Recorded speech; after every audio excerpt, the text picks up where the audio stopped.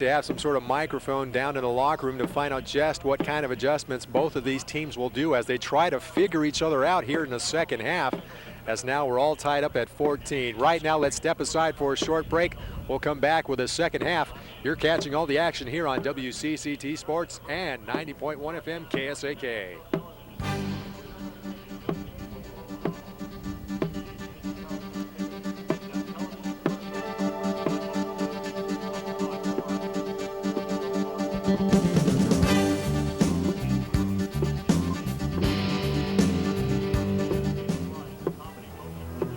What is a man?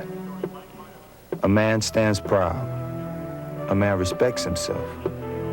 A man shares his strength. A man protects his family. If you're a man with a woman who's pregnant, help her get the care she needs now. Because if you don't,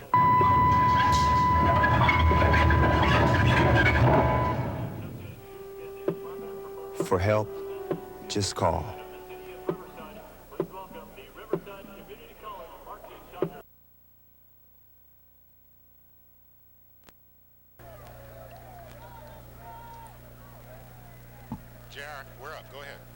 Welcome back to Titan Stadium, everybody, as we're just starting off the second half of play as we're all tied up at 14. J.R. Ibarra along with David Crow with all the action here on WCCT Sports and 90.1 FM KSAK.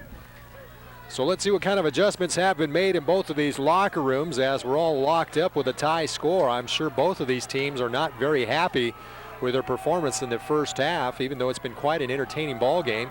Kevin Brown, the ball carrier, goes right up the middle on this carry. He's stopped by Sean Beard for no gain on the play.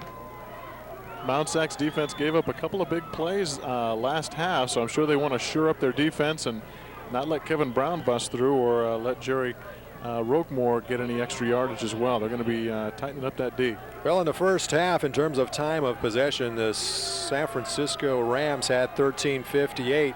While the Mounties of MtSAc had 16:02 come off of the clock. And each team had 6 possessions apiece. 2nd and 10, back to passes Bryant, getting chased out of the pocket to his right. Tosses it to Roquemore, and he's brought down at the 45 by Deron Tyler. Good job by Tyler to get out on the defensive end on that part. Didn't quite get a hand on the ball to knock it away, but was able to bring Roquemore down. Great reception by Roquemore. Deron Tyler was all by himself as the lone defender. As we mentioned, the Mounties really like to go man-to-man in their secondary, and that almost cost them because if Deron Tyler had not made the tackle, Roquemore would have been off down the sidelines for another score. Off to the races for Roquemore means Roquemore wins. He is a fast sprinter, and he definitely would have been in for the touchdown there. 1st down and 10, ball spotted at the 45 of San Francisco. Now into the football game here for the Mounties of MtSAc is Jared Smith as a defensive back. And Terrence Bryant now in the long count, checking things off at the line of scrimmage, looking out to his left. It is Roquemore at the line of scrimmage. He gets tackled by Chauncey Turner for no gainer on the play. Great. Kind of adjusting to the defense there was Terrence Bryant calling an audible at the line, getting the calls out to his men, but the adjustments really didn't help out against that MtSAc defense. Only a gain of a yard on the play, so they're going to call it 2nd and 9 here for San Francisco. As you see on the replay for those of you watching WCCT. Rams have really kind of tried that type of play in the first half, but it goes no place this time. 2nd and 9. Rams sending a man in motion. The pitch goes back to Brown, going out to his right. He's to midfield and stays on his feet. Finally tripped up at about the 45 by Jerry Wallach. But it should be a 1st down here for San Francisco. Kevin Brown, really a fluid runner coming across the line. And once he gets into the backfield, he is a hard man to stop. Big kid and hard to bring down, but very quick. Brown with another 1st down here for the Rams. As now into the ball game for San Francisco is Kevin Gastonel as a wide receiver. Jerry Dorsey, one of the receivers, comes down for a breather. Sits down for a breather, I should say. Roquemore is going to be spread out far left. And Gastonel out to the right. Once again, it's Brown as the single setback. Back to passes Bryant, looking to his left. Once again, it's Roquemore making the catch and taking the football down to the 40. Roquemore just kind of sprints cross pattern, and Bryant tosses it out to him, and he'll pick up maybe 5 yards on the play. Bryant and Roquemore have a really good connection. They seem to get the ball. Bryant gets the ball to Roquemore very well. Roquemore, very good receiver, and knows exactly where to be to catch the pass. 2nd and 5 now here for San Francisco. Clock is moving with 12:07 in the third. We're tied up at 14. Rams sending a man in motion. Give is to Kevin Brown. He's looking for some daylight out to his left. He takes the football down to the 30, 25. Actually, he'll be chased out of bounds right at about the 29. Should be enough for a first down. Just kind of ran out of room on the sidelines, but great run by Kevin Brown, picking up some yards on that play. Excellent run and first down. So Kevin Brown shows his effectiveness as a runner, going off tackle actually on a rollout to his left. Picks up the first down and 10 here for San Francisco. And now the Rams just kind of methodically working their way down towards the goal line. Ball is spotted at the 31 of MtSAc. Right up the middle as Kevin Brown finally cut down by Wallach and Stan Bogard as the ball's taken down to the 20. Looks like he's picked up another first down there. Yes, he sure has. As the ref signifies a first down. Excellent running once again by Kevin Brown. MtSAc really didn't want to give up this yardage that they've been giving up to begin this half. Well, Kevin Brown in the first half had 14 carries for 52 yards, 1 touchdown, his longest run being that of 13. Now with a 1st and 10 from the 20. The give is to Kevin Brown. This time he goes to the right. Gets by a couple of defenders. He's down to the 10, down to the 5. Finally hit by Antonio Pierce, but not until he gets inside of the 5-yard line. Great job once again by Kevin Brown, breaking some tackles, getting into the defenders, and really forcing his way upfield. So Kevin Brown, not only with great speed, also being a very punishing runner, as you'll see him getting by a number of defenders, finally having to be hit from the side there by Antonio Pierce. But it's 1st and goal. Ball is spotted at the 3. Roquemore spread out to the right. Give is to Kevin Brown, tries to go off guard to the right, but he's stacked up right at the line of scrimmage, hit by Nikhil Ware, Antonio Pierce, and Sean Beard. This is going to be a big stop for MtSAc. They really need to stop them to a field goal here and not let them into the end zone. After giving up so many yards on this drive, it would be great for them to make a stop here. So now faced with a 2nd and goal. Ball is spotted at the 2, so only a pickup of 1 yard by Kevin Brown. Clock continues to move with 10:40 here in the third. Once again, the Rams with a single setback in Brown. Give is to Kevin Brown. This time he goes off to the left. He is stacked up once again, not close to the goal line, even though the Rams are signifying a touchdown. But he'll be caught short by about maybe 1.5 yards or 2. Good job by MtSAc stacking up and not letting him through. It looked like he was going to break right through for the TD. But once again, excellent job by that MtSAc line. So it's a 3rd and goal. Ball is spotted at the 1. Kevin Brown this quarter alone has 7 carries for 48 yards, Dave. So he's really been picking it up here in the second half. Really put the team on his back this half and decided, hey, I'm going to pick up some yards this half. So now the Rams want to discuss some strategy there along the sidelines as Terrence Bryant has a few words with head coach George Russ and gets back into his huddle. Clock is moving with 9:35 remaining here in the third.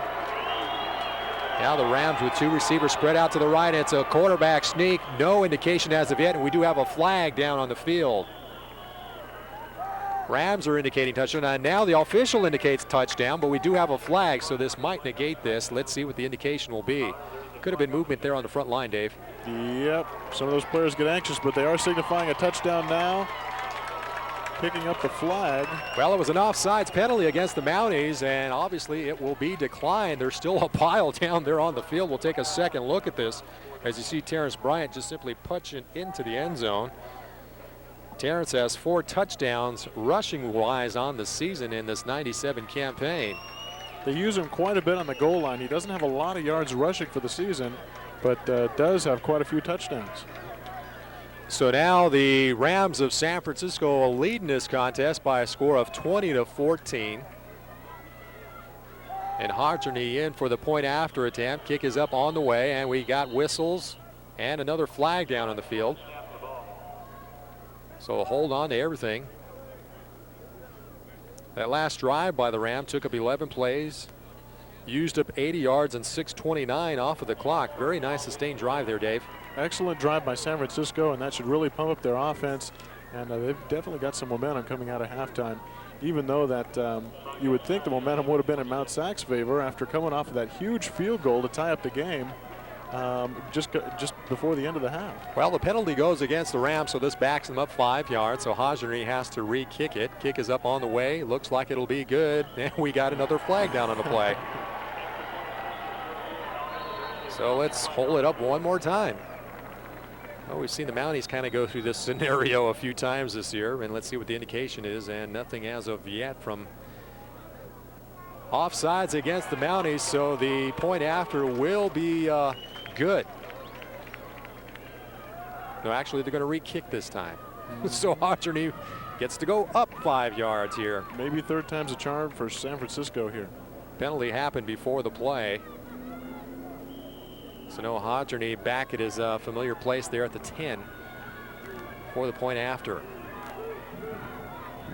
Snap is down, kick is up on the way, and it's good. No flag, so it's clean. Clock is stopped at 9:31 here in the third, and now the Rams take over the lead once again by a score of 21-14.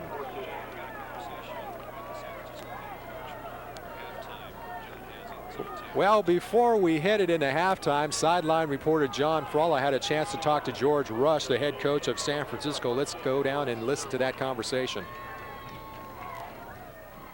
We're going into the halftime. We ended up with a tied score at the last minute. I was really hoping you guys were going to come in with that extra little edge, but what are we going to do for the second half? Any changes? Well, no, I mean, just got to keep playing our game, you know. Not much you can do when a guy kicks a 53-yard field goal and probably made it by another 8. He almost set a school's record. Well, They're yeah, debating he almost on set it a world right now. record right now. But anyway, no, I look forward to. We'll be in good shape in the second half. Just want to play. Secondary's been playing real hard. Is this normal for them to come in and hit this hard? Yeah, our secondary always plays like that. Okay, yes, sir. Coach, well, let's get in the guys. Thank you. Okay, back up to you, gentlemen. All right, George Rush, as he was heading off into the locker rooms to end the first half of play, seems like he was somewhat pleased as to how his team performed in the first half. Also wanted to get into the locker room there and get the guys fired back up for the second half, which he did. Larry Shine takes the football at his own 6-yard line, looking for some daylight, and is finally ridden down at about the 29. And that's where MtSAc will operate with a first down and 10. We'd have another flag down on the play, though. Looks like it happened after the play had been whistled dead. Not many flags in the first half, but coming out with quite a few to open the second half. Well, the Mounties have been pretty conscious about the flags, and here's a look at those first half stats we previously talked about. See the rushing yards for MtSAc at 133, passing at 121 for a total of 254. The Rams with a total of 190 yards offensively, with 143 passing and 47 rushing.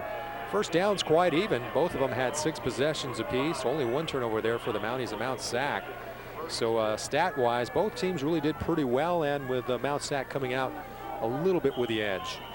A little bit of an edge for MtSAc, but on the scoreboard, Rams are up by 7, so it's time for MtSAc to really kick it in. Well, the penalty goes against the Rams of San Francisco. There you see the play by Mike Machete, who almost lost the football as it goes straight up into the air, as he got a miscue on the snap from center, Dustin Owen. And this will back up MtSAc about 5.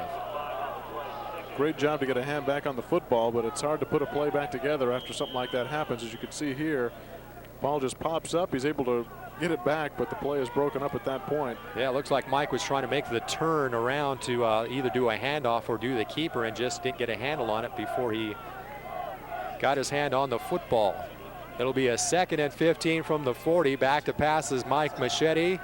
Tried to toss it out to Asante Donzi on a crossing pattern, and the ball gets slapped down to the turf. Great defensive play there. You got to keep your arms up when the quarterback is throwing the ball, and it was a great job by Looks might have been Canary Knight that made the deflection there. Well, Adam Babbitt's had a chance to talk with Bill Fisk just before he went into the locker room. Let's hear what the scoop is on that, Adam. Thanks, JR. With the score 14-14, I just had a conversation with head coach Bill Fisk, and he's got 3 things he wants to address during this halftime. First off, his defense cannot give up any more big plays. He doesn't mind them giving up 5-yard runs, little yardage, but the big plays have to stop, and that's one of the things he is addressing at the half. Another thing he wants to address is that blocked field goal that San Francisco had on them. It seems as if it took a lot of the wind out of the MtSAc Mounties offense, and they got a little depressed, and he wants to address that to get them back focused and keep this game going. And one final thing he wants to address, number 3, is he needs to keep the offense on the field. He wants the offense to sustain some run, some passing. He wants to keep San Francisco's offense off the field as much as possible. Those are the adjustments Bill Fisk and his Mounties are going to make. Let's send it back up to you, JR. Thank you, Adam. As you see, the Mounties go 3 and out. And now on the kick return, the Mounties of MtSAc, with Antonio Pierce making the stop on David Swoops on the run back. Nice kick there by Mike Scott. The great spiraled punt. And Antonio Pierce just coming up in conversation. He's in on just about every tackle that MtSAc has today. He is everywhere. So even on the special teams, Antonio Pierce really making a difference here for Mount San Antonio College. Well, as Adam mentioned in his conversation to Bill Fisk, he was obviously wanting to get things up and running and motivated here for his offense, but he's got to be a little disappointed, especially after seeing that first offensive drive there by the Mounties there, Dave. Definitely. They want to shore up that defense and not allow those big plays. There wasn't very many big plays in the last drive by the Rams, but it was a steady flow down the field, which MtSAc can't afford to do that and keep their defense on that long. And they need to rest them up and make sure they're fired up for this next series. First down and 10 for the Rams. The ball spotted at their own 13. Clock is stopped with 8:21 here in the third. To give us to Kevin Brown, hit right in the backfield almost immediately. Looked like Sean Beard making the stop. Great job by the defense of MtSAc. Like I said, they got to get fired up this drive and not let the Rams dictate what's going on the field. Look at Sean Beard. He's like right there as soon as the handoff is made. Exchanges a few words with Kevin Brown. Sean standing 5'10", 290 pounds. He's a big youngster. Loss of 2 on the play will be a 2nd and 12. And back to pass is Bryant.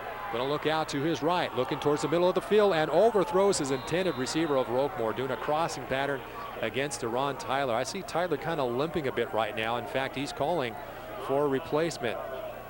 Roquemore kind of slowed on his pattern right about the middle of the field, and if he continued his run, he might have had that ball, but he was overthrown just a little bit. Well, now the Mounties of MtSAc will send in Chikosi Bell as a defensive back. Chauncey Turner also going to sit down for a breather.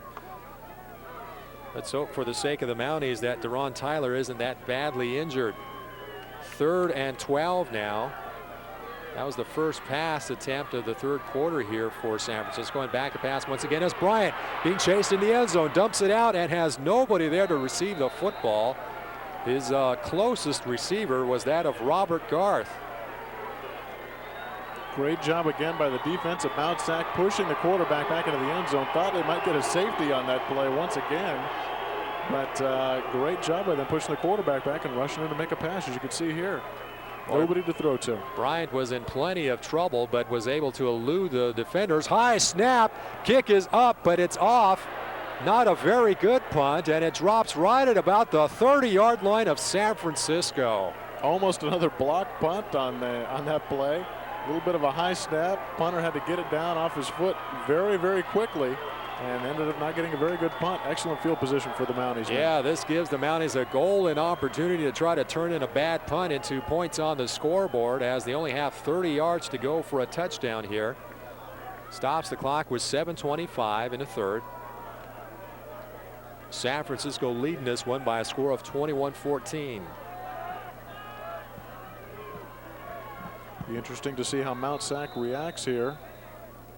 See if they can take this excellent field position and turn it into some points. Dwight Carter along with Eric Shine are lined up as receivers out to the left. Eric, we've seen line up as a receiver from time to time, especially in the second half of the '97 season.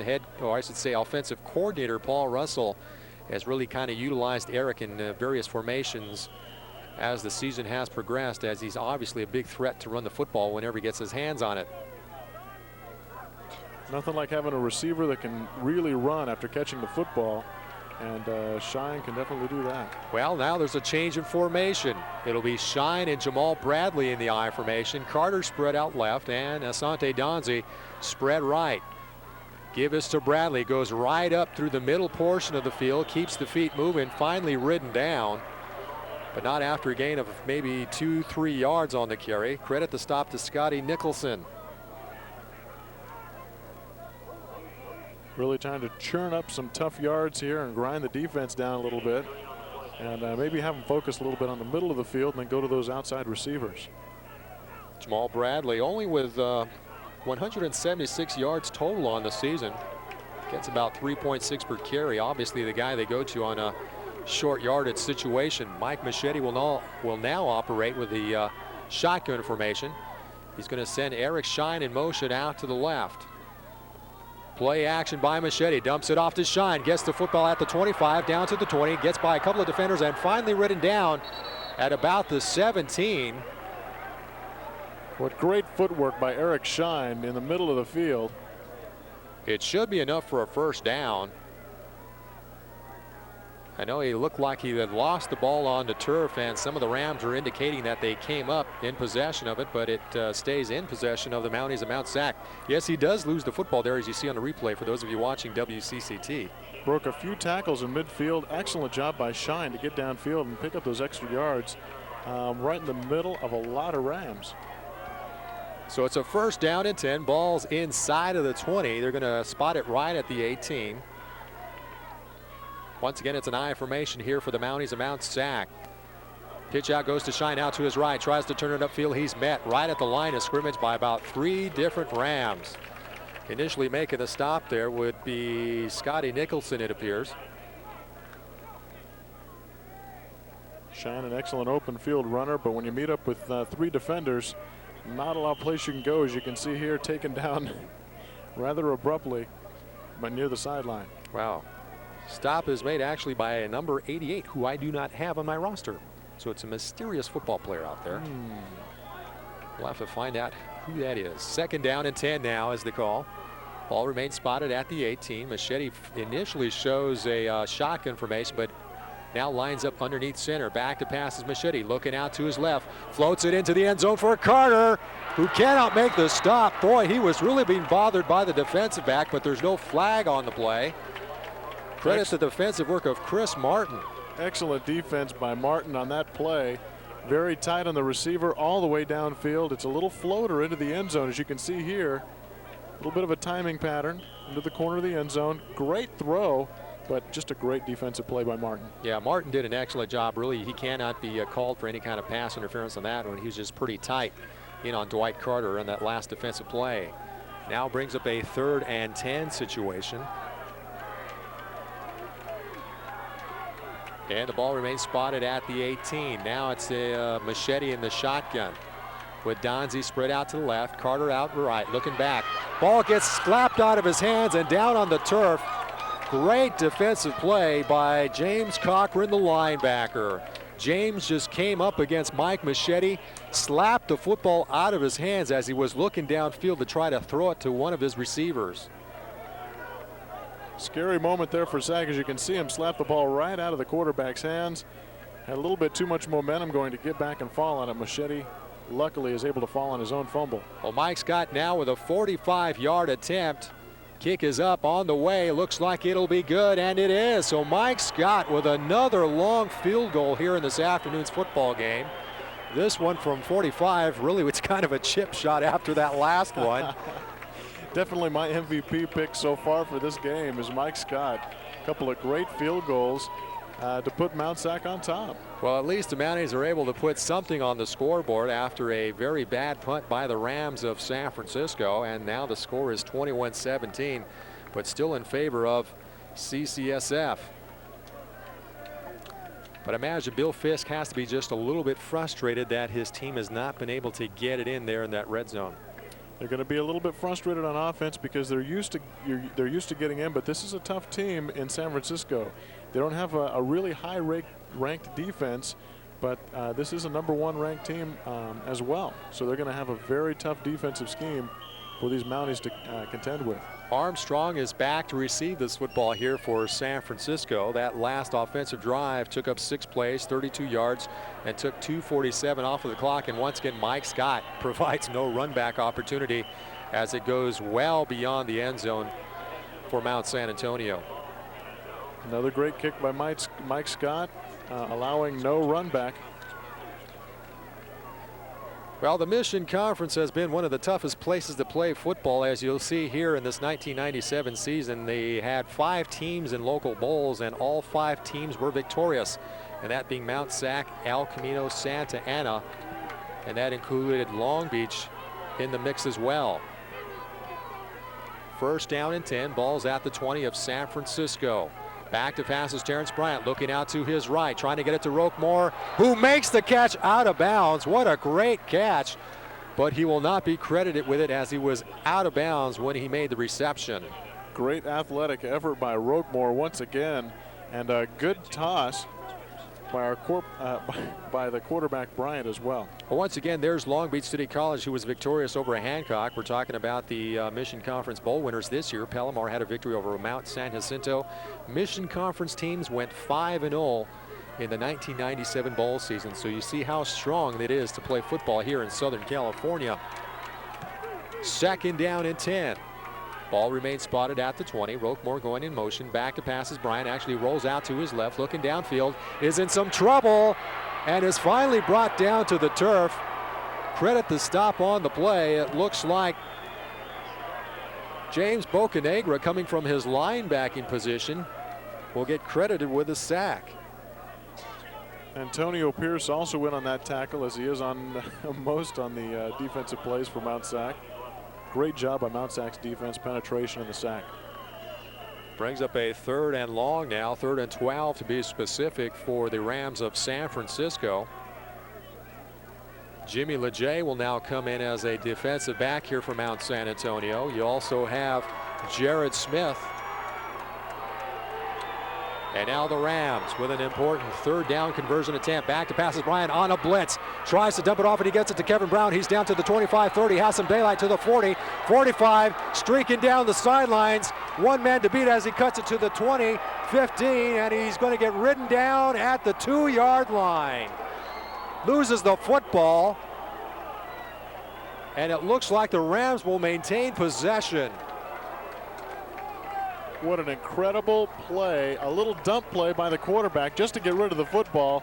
Turns into a big yardage gain for Kevin Brown. What a run by Kevin Brown, cutting back to the inside on the 30-yard line. Take a look at this, Dave, as you see Kevin Brown taking the football almost just past the line of scrimmage, streaks down the sideline, decides to cut the pattern, gets by Antonio Pierce, but Brian Johnson finally rides him down at about the 2.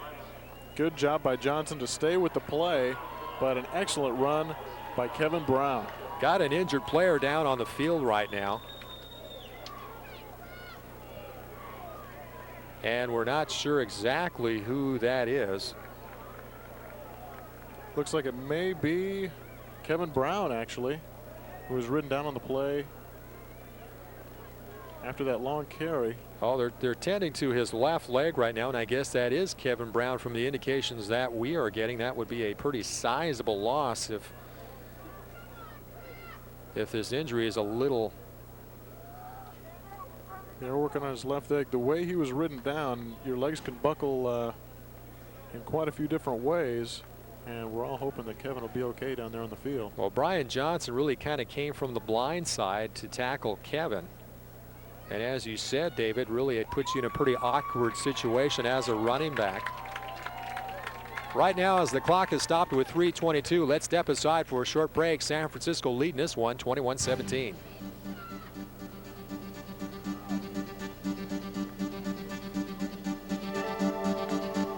Late one night in Every week for the past 4 years, Stephanie has read stories to a room full of Savannah, Georgia preschoolers. Every week, the look on the children's faces is priceless. The love that Stephanie feels from every child has made her life a whole lot brighter. Even though Stephanie has never even seen their faces. To see how you can help in your community, All the Points of Light Foundation. Do something good. Feel something real. We're back to Titan Stadium on the campus of Cal State Fullerton. Kevin Brown coming off to the sidelines with no assistance, but it looks like kind of give a little scare here for the Rams of San Francisco.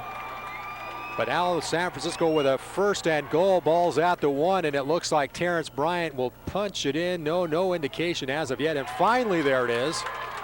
So it's touchdown Rams. Big touchdown for the Rams to take them way up over the Mounties now, and coming off of that huge run by Kevin Brown.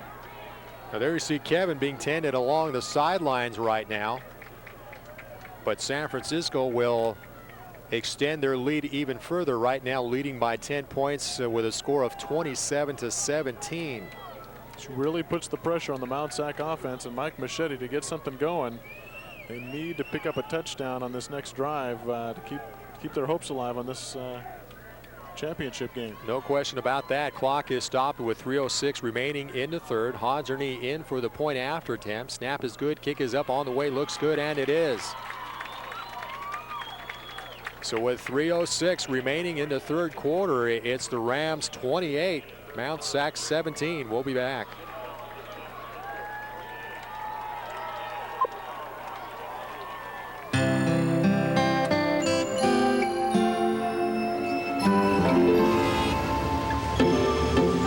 You lost, little boy? You in the wrong place, man.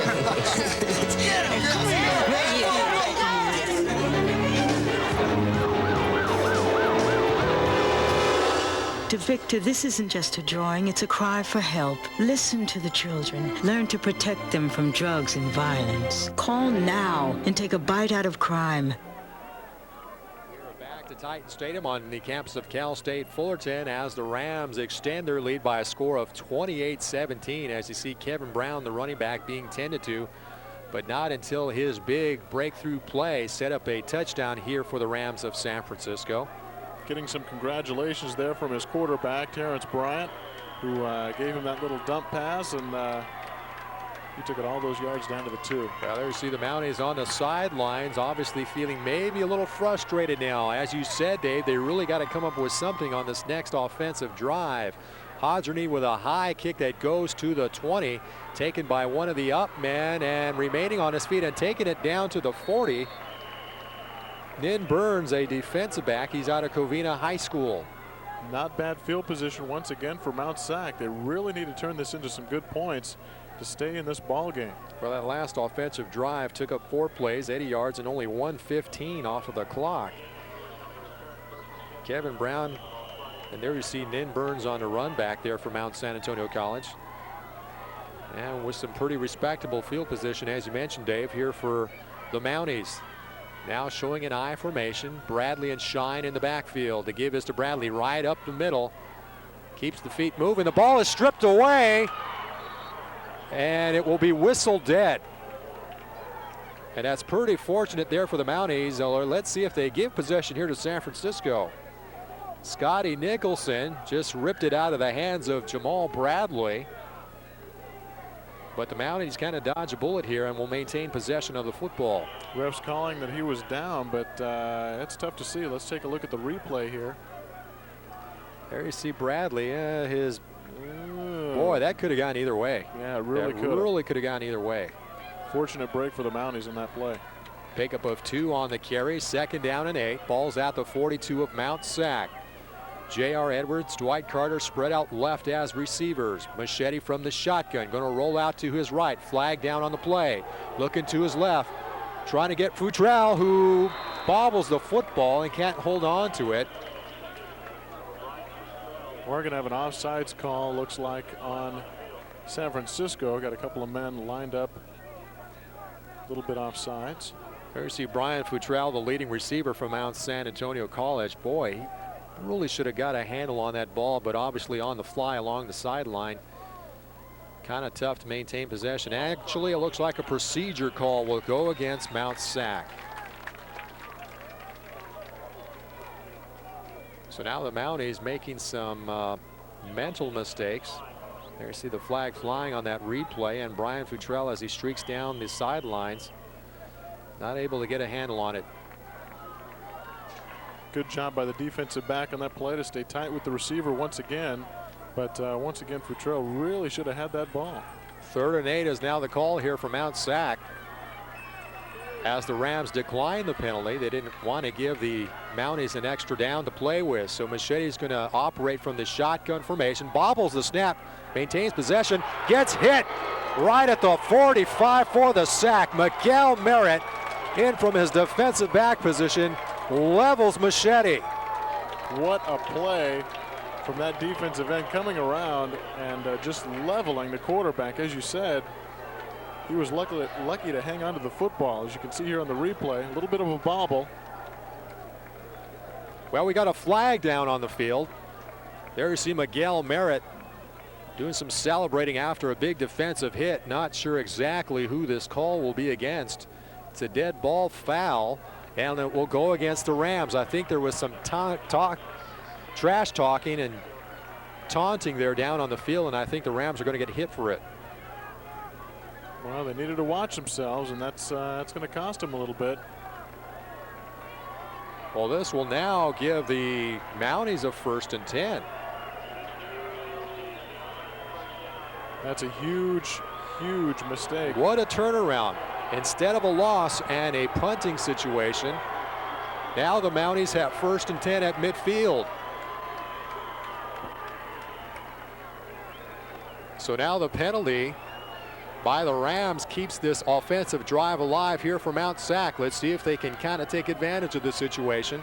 Clock is rolling with 1:33. Farrell Payton, the ball carrier, as he goes right up the middle and will gain close to 2 yards on the carry. Sportsmanship playing a huge part on that last play. Well, that was the 3rd penalty flag in the 3rd quarter here for the Rams of San Francisco. It's cost them 35 yards so far, and it also cost them the fact that the Mounties keep this drive going. Was a pickup of 3 yards on the carry, so we're going to call it a 2nd and 7. Ball spotted at the 47 of San Francisco. Mounties now showing I formation. J.R. Edwards spread out to the right, and Dwight Carter out to the left. To give us to Eric Shine, gets hit right at the line of scrimmage.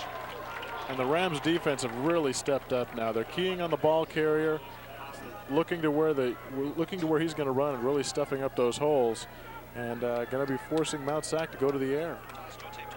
Right now, let's go down to the sidelines to John Fralla. John.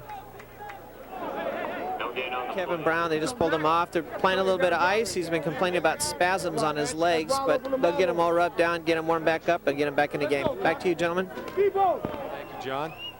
Now the Mounties faced with an important 3rd and 7 situation. Ball's at the 47. Machete from the gun. Gets the snap, steps back into the pocket, looks downfield, looking long, has Edwards open, and the ball slapped out of his hands. What a great defensive play by Chris Martin. The defensive back once again steps up and denies the Mounties. And this Rams defense has really stepped up this quarter and is not letting this Mount San Antonio offense move down the field. Great defensive play by the backs and great penetration. As you can see here on the replay, drop back by the quarterback, little floater to the receiver. Great job by the defensive back to get a hand in there and break up the play. Chris Martin just timed it perfectly. That step or 2 on Chris Martin.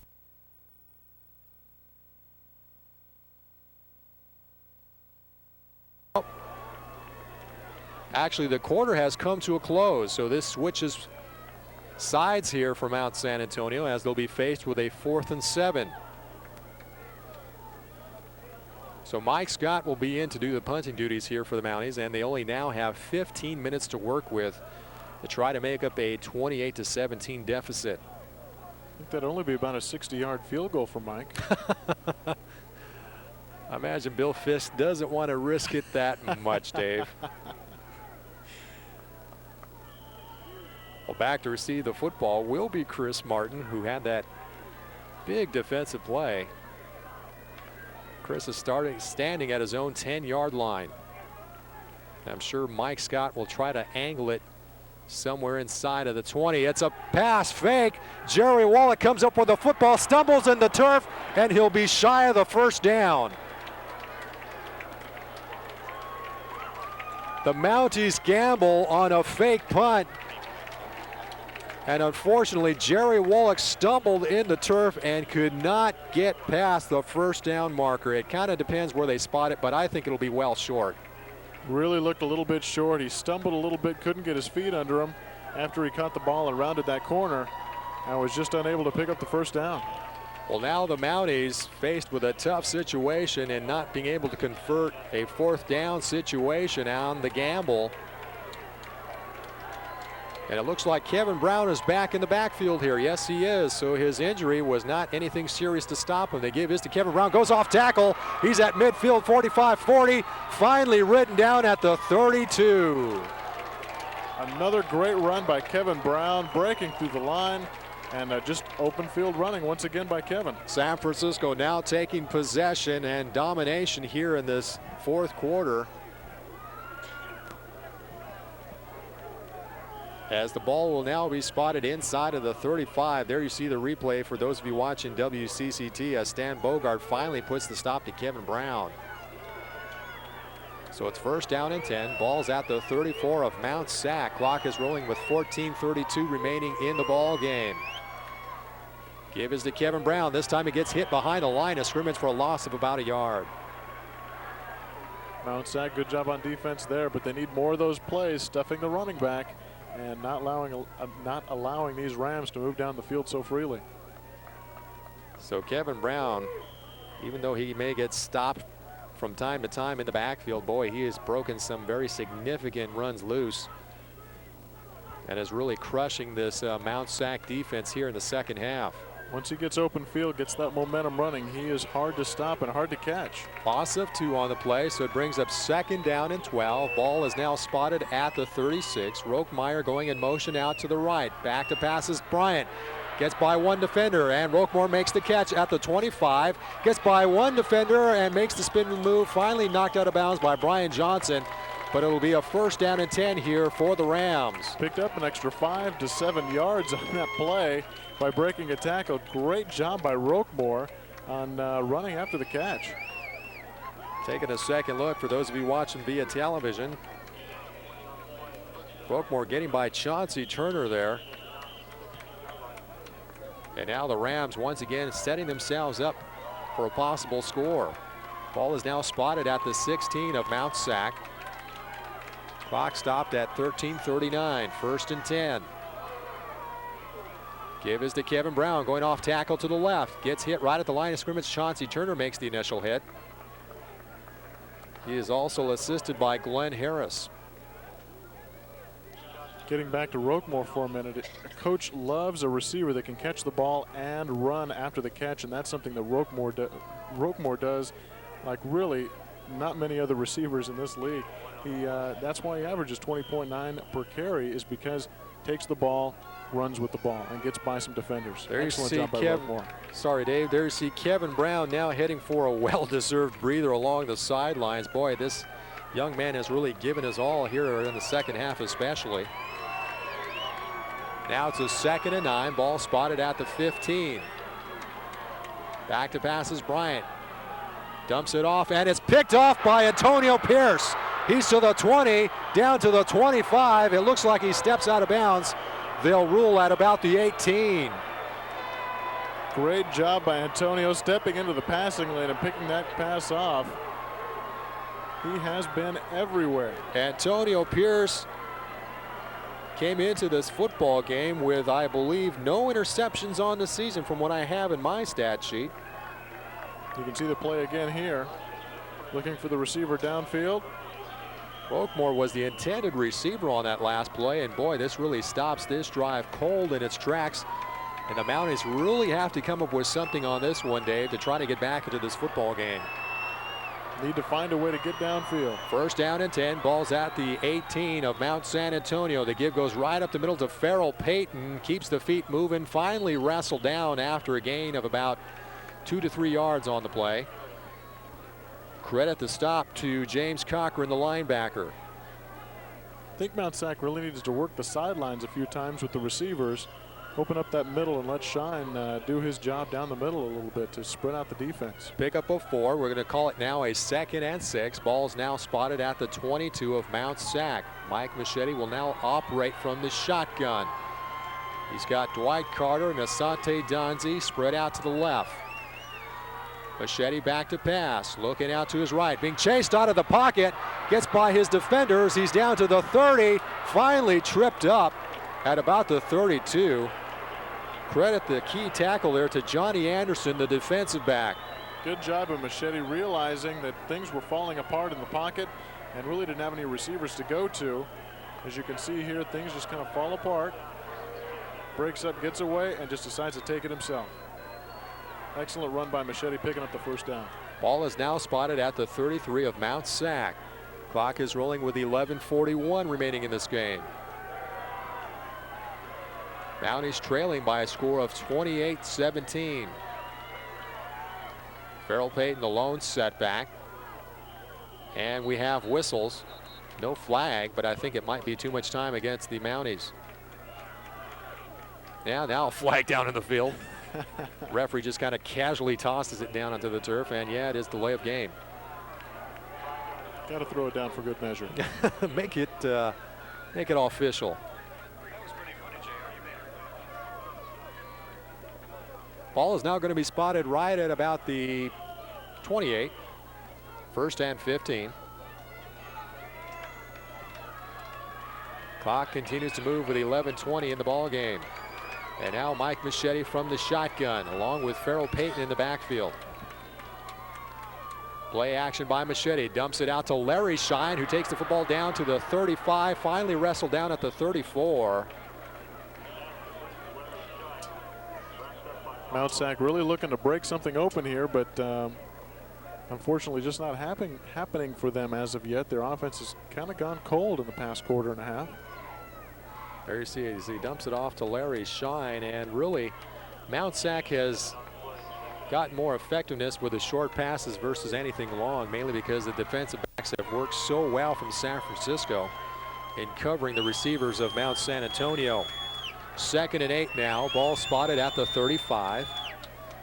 Machete from the shotgun, trying to look downfield, being chased out of the pocket, having to keep the football. He's down to the 40, 45, and will pick up the first down. Another great job by Machete again, running out of the pocket, things falling apart for him, and great job by the defense. You got to credit the defense of the Rams for getting their way into the pocket, but Machete reacting well, getting downfield. There you see Machete once again being chased out of the pocket. The Rams have put great pressure on him all afternoon long. But Mike able to pick up the first down and 10, and now the ball spotted at the 44 of MtSAc. Jamal Bradley acting as the lone setback. Back to pass once again is Machete. Pump fake, he's going to get sacked for the loss down at the 35-yard line. Stop is made by Montrell Mitchell. He's only a freshman, standing 6'4", 245 pounds, a defensive lineman. And you can only escape those defensive linemen so many times. As you can see here, there's just no chance for him. And got lucky on a couple of the last ones where he was able to escape, but this time, no go. Well, Machete only has 2 passes complete in the second half for a total of 17 yards, Dave. And that's the 3rd sack this half by the Rams of San Francisco. 2nd and 19 from the 35. Back to passes with Machete. Looking long. It is caught by Larry Shine. He's to the 15, 10-5. Touchdown Mounties.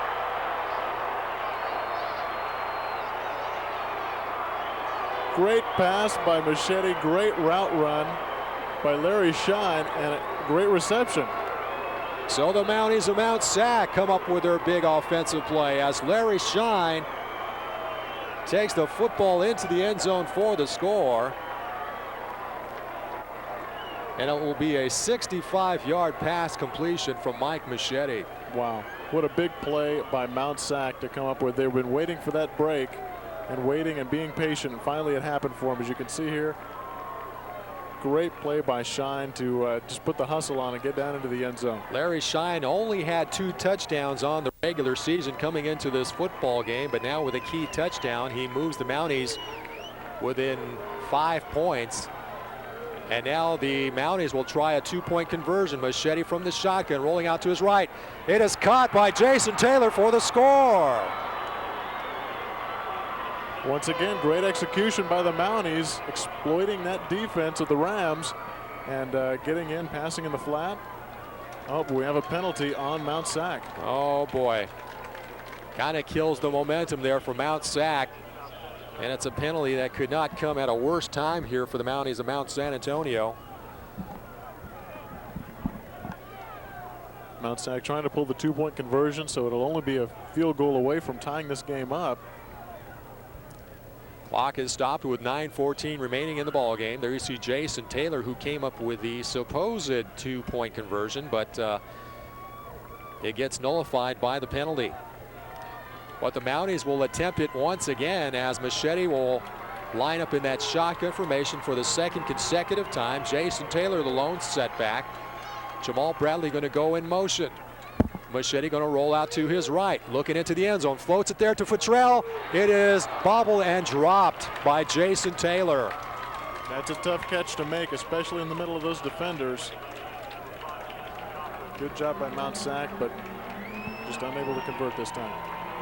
So now the score is 28-23. There you see the replay for those of you watching via WCCT Sports. Jason Taylor not able to get it into his hands. Let's step aside for a short break. We'll be back right after these words.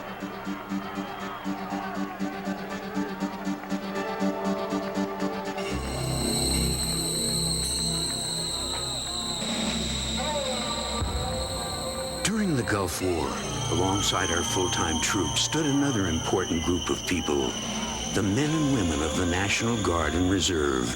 In fact, they make up over 44% of our nation's defense. It makes you wonder where we would be without them. When your employees need time off to serve, be a hero. Give them the freedom to protect ours.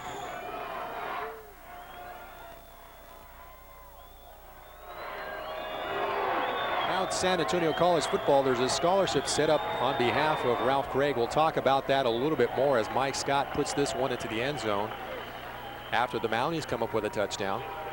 But for those of you wanting to get involved with MtSAc football and helping out these great student athletes, you can contribute to the MtSAc Football Ralph Craig Memorial Scholarship by contacting Bill Fisk at MtSAc, 1100 North Grand Avenue, Walnut, California, 91789, or call 909 area code 594-5644, extension 4883. Here's a great opportunity for those of you MtSAc Mountie fans to contribute to the education and furthering the education of a lot of these great football players that you're seeing this afternoon. First down and 10, Rams at their own 20. Back to passes. Bryant dumps it off to Kevin Brown, who gets stopped by Chauncey Turner down at about the 23-yard line. That last offensive drive by MtSAc took up 5 plays, 82 yards, and 3:19 off of the clock. Great job by Nakia Ware rushing the quarterback into the backfield. Almost got a sack, but Terrence able to get it off in time. Clock continues to move with 8:39 remaining in this game. This is a big offensive drive here for the Rams of San Francisco. It's also big here for the defense of MtSAc. 2nd and 6, balls at the 24 of San Francisco. Draw play goes to Brown, goes no place. Excellent job by the defense of MtSAc. Filling those holes. They don't want the running back coming through into the backfield. Glenn Ely making the initial hit for MtSAc. He's fired up. And now the Rams faced with a 3rd and 8. Ball will be spotted at the 22. The Mounties fans really getting fired up now, standing on their feet. This is a huge play for MtSAc. If they can stop them here and force a punt, the punting hasn't been real well today for San Francisco. They could end up with some very nice field position after this play. It's an important 3rd down conversion attempt for the Rams of San Francisco. Roquemore going in motion, back to passes. Bryant dumps it across the middle. It is intercepted. Deron Tyler comes up with a pick. Huge play by Deron Tyler. Way to be there, right in the passing lane. and pick up that loose ball. Deron Tyler coming into this game with 6 interceptions. Comes up with his 7th pick of the 97 season. And boy, could not come at a better time here for the Mounties. Crowd on their feet on the side of the Mounties. As you can see here, the interception, little celebration afterwards, well deserved. Deron Tyler, only a freshman out of Diamond Bar High School, has been one of the top defensive backs in all of Mission Conference. First down and 10 at the Rams 30. Give goes right up the middle to Jamal Bradley. Blasts his way forward for a carry of about 2 to 3 yards. Sticking with the running game. They want to wear down and get that big play going again. Clock continues to move with 7:19 remaining in this ball game. Still really plenty of time in the ball game for a lot of things to happen. Mounties now break from their huddle. Eric Shine will act as the lone setback. Asante Donzi spread out to the right, and Dwight Carter out to the left. Machete underneath center. Play action to Shine. Looking out to his right. Dumps it off. It is caught by Asante Donzi down at about the 15. Great catch and way to stay in bounds. It'll be a first down and 10 here for the Mounties. There's some discussion, I think, as to whether Asante Donzi was in bounds or not. Looked to me like he was in bounds, and he made the reception, and the ref agrees with me. Appreciate that. David's your authoritative figure that probably prompted him to do such. Great job by Machete on that play, rolling out, selling the play action, and getting the ball downfield. Ball's inside of the 15, at the 14 to be specific. First down and 10. Clock stopped at 6:51. Mounties now with some momentum behind them. Eric Shine has the lone setback. Give us to Eric Shine. Goes off to the left. Stays on his feet. Takes the ball inside of the 10. Great job by Shine. Finding the little holes, the little nooks and crannies in there, trying to work through his way upfield. And the Rams really need to come up with a big defensive stop here to try to hold MtSAc to a field goal. Going to call it now a 2nd and 4, as you see the replay there for those of you watching WCCT. Ball spotted at the 8. Clock is rolling at 6:20. Once again, it's Shine as the lone setback. Donzi and Carter as the receivers. Eric Shine through the middle, makes the spin, cut down at the 2. Very close to a touchdown there. Luckily, the defender for the Rams was able to get a hand on those legs and bring him down, but that was almost an automatic touchdown there. Take another look at that one, David. As you can see him cut through the line, just gets a piece of the leg, but Shine probably would have been in the end zone had not been for that tackle. It's enough for a first down, though, so it's 1st and goal at the 2. Clock is inside of 6 minutes. Mounties trailing by 5. Machete looks like he's doing an audible. Gives to Eric Shine's hit right at the line of scrimmage. Boy, what a key hit. Looks like it was initially made by Johnny Anderson, the defensive back. Shine really stuck on that play right as he was coming across the line, actually just before he got to it. Boom, there you see the hit. Big time. Puts Shine got rocked, but hung onto the football, and we'll do it again. In fact, it'll be a loss of about a yard there, Dave, so it brings up 2nd and goal at the 3. Clock is still moving with 5:11 remaining in the football game. Futrell going in motion out to the left. Machete rolling out to his left. Gets dragged down from behind the line of scrimmage at the 5. Great defensive play by James Cochran, the linebacker. Was almost able to keep his footing, but really should have pitched that one outside, as there were not many defenders moving to the outside. Yeah, you kind of wonder why he handled the football still, as he had Jason Taylor there, really with a lot of daylight ahead of him. Should have exercised the option on that one. Was a loss on the play once again, so it's 3rd and goal, spotted this time at the 6-yard line. Play action by Machete, rolling out to his right, being chased, throws it into the end zone. It is caught by Futrell for the touchdown. Huge play by Futrell. Open in the back of the end zone. Great eye by Machete, finding the open receiver. Incredible play. Mike Machete was having a little bit of a troubled time trying to find an open receiver, but Brian Futrell, dancing along the back line there of the end zone, comes up with a football, and now the Mounties lead this one by only 1 point. Great drive by the Mounties, stuck to it through a couple of penalties here and there, but all the way down. Great play to finish it off for a touchdown. There you see Brian Futrell, the big receiver all season long here for Mount San Antonio College, getting the congratulations by head coach Bill Fisk, as the Mounties now take a timeout to discuss whether they want to do a two-pointer or not. I'm sure that last offensive drive took up 7 plays, 30 yards, and 2 minutes and 13 seconds off of the clock. In fact, the time clock is stopped at 4:23 right now. To be honest, I didn't think they were going to make it across the goal line. I thought they were going to be held up. There was a great defensive effort by San Francisco on that goal line stance, but they were just able to find the open receiver. Had to go to the pass to get it in. Well, now the Mounties defense will really be called to rise to the occasion, and they've been in that situation plenty of times here in the '97 season.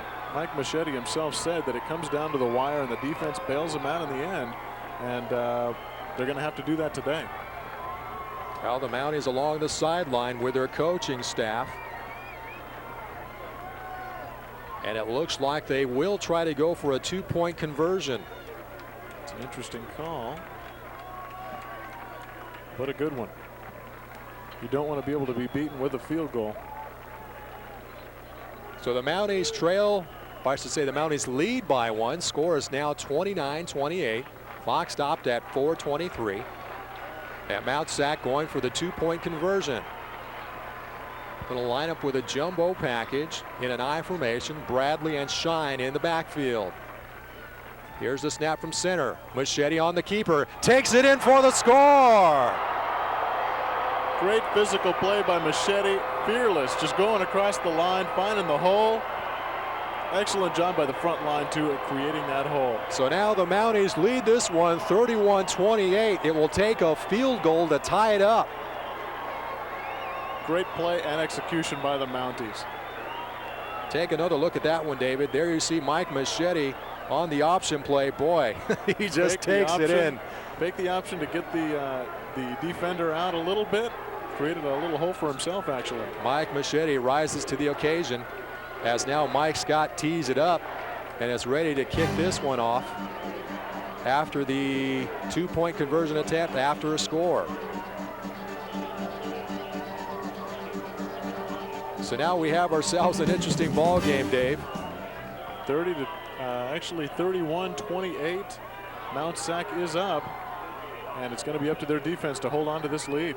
Armstrong back to receive the kick from Mike Scott. He takes it 1 yard inside of the goal line.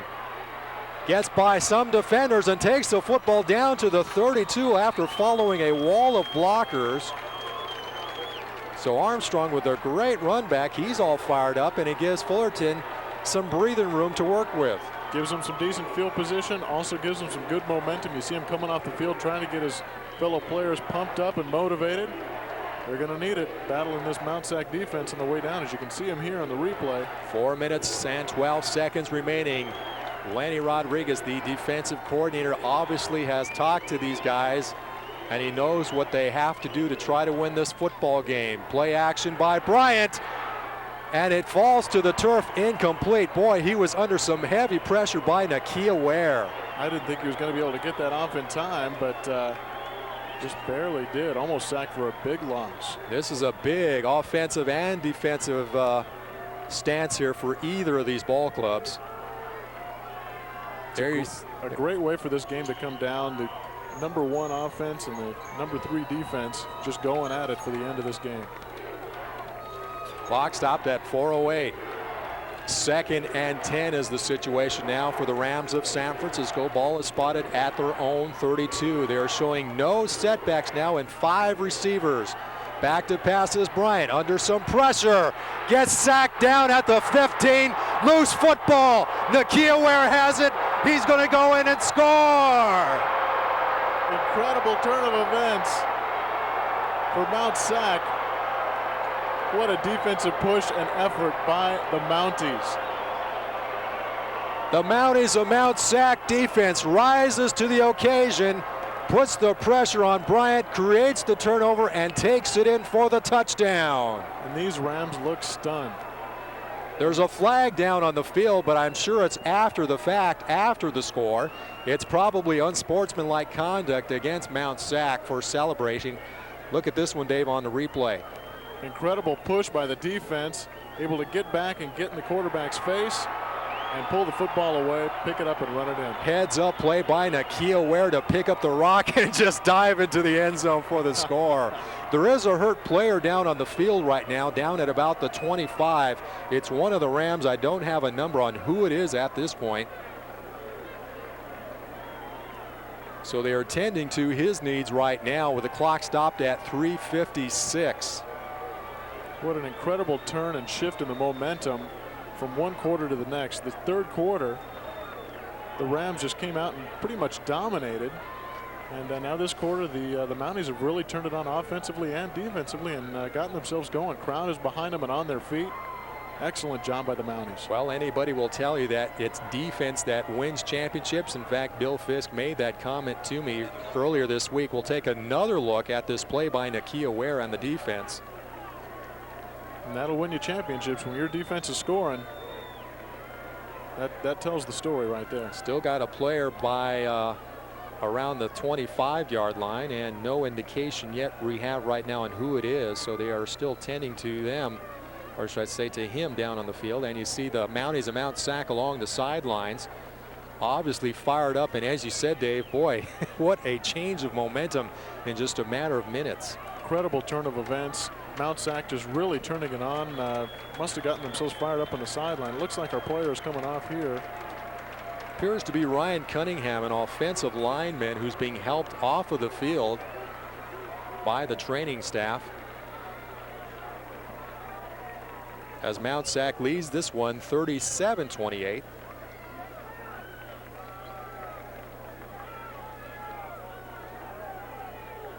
Just awaiting the extra points to be put on the board by MtSAc. Well, hold on just a minute. Now the ball is spotted. Well, the ball is being spotted at the 18 because of the penalty. As we said, it was an unsportsmanlike conduct against the Mounties of MtSAc for celebrating. And how could you not celebrate after something like that? It's hard not to. When you pick up a ball and run it into the end zone to try to seal up a game. This is a 35-yard point after attempt for Jaime Cortez. Jerry Wallach once again doing the holding duties for MtSAc. Snap is down, kick is up on the way, sails through between the uprights, and it's good. Well, 35 yards is nothing for this kid. So with the clock stopped with 3:56 remaining in this ball game, it's the Mounties 38 and the Rams 28. We'll be back.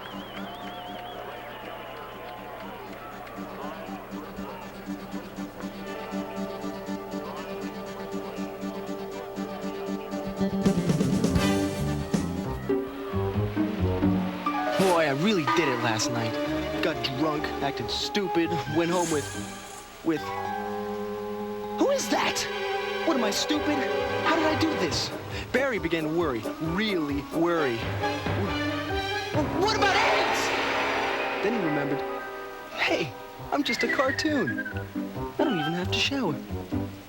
Get high, get stupid, get AIDS. Welcome back to Titan Stadium on the campus of Cal State Fullerton. J.R. Ibarra along with David Crow via WCCT Sports and 90.1 FM KSAK. Mounties leading this one by 10 points as Mike Scott once again puts it into the end zone, Dave.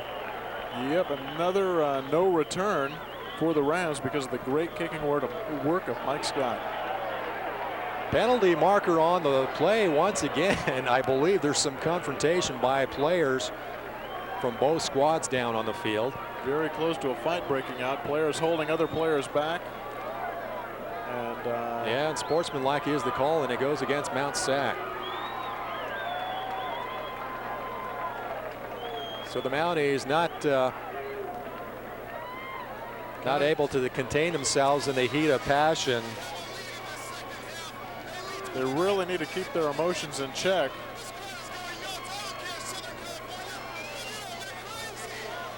So we got 3:52 remaining in this football game, and the Mounties leading this one 38-28. Ball is going to be spotted, I believe, right at about the 15. Actually, they're going to mark it off and take it down to about the 20-yard line is where they're going to set it to.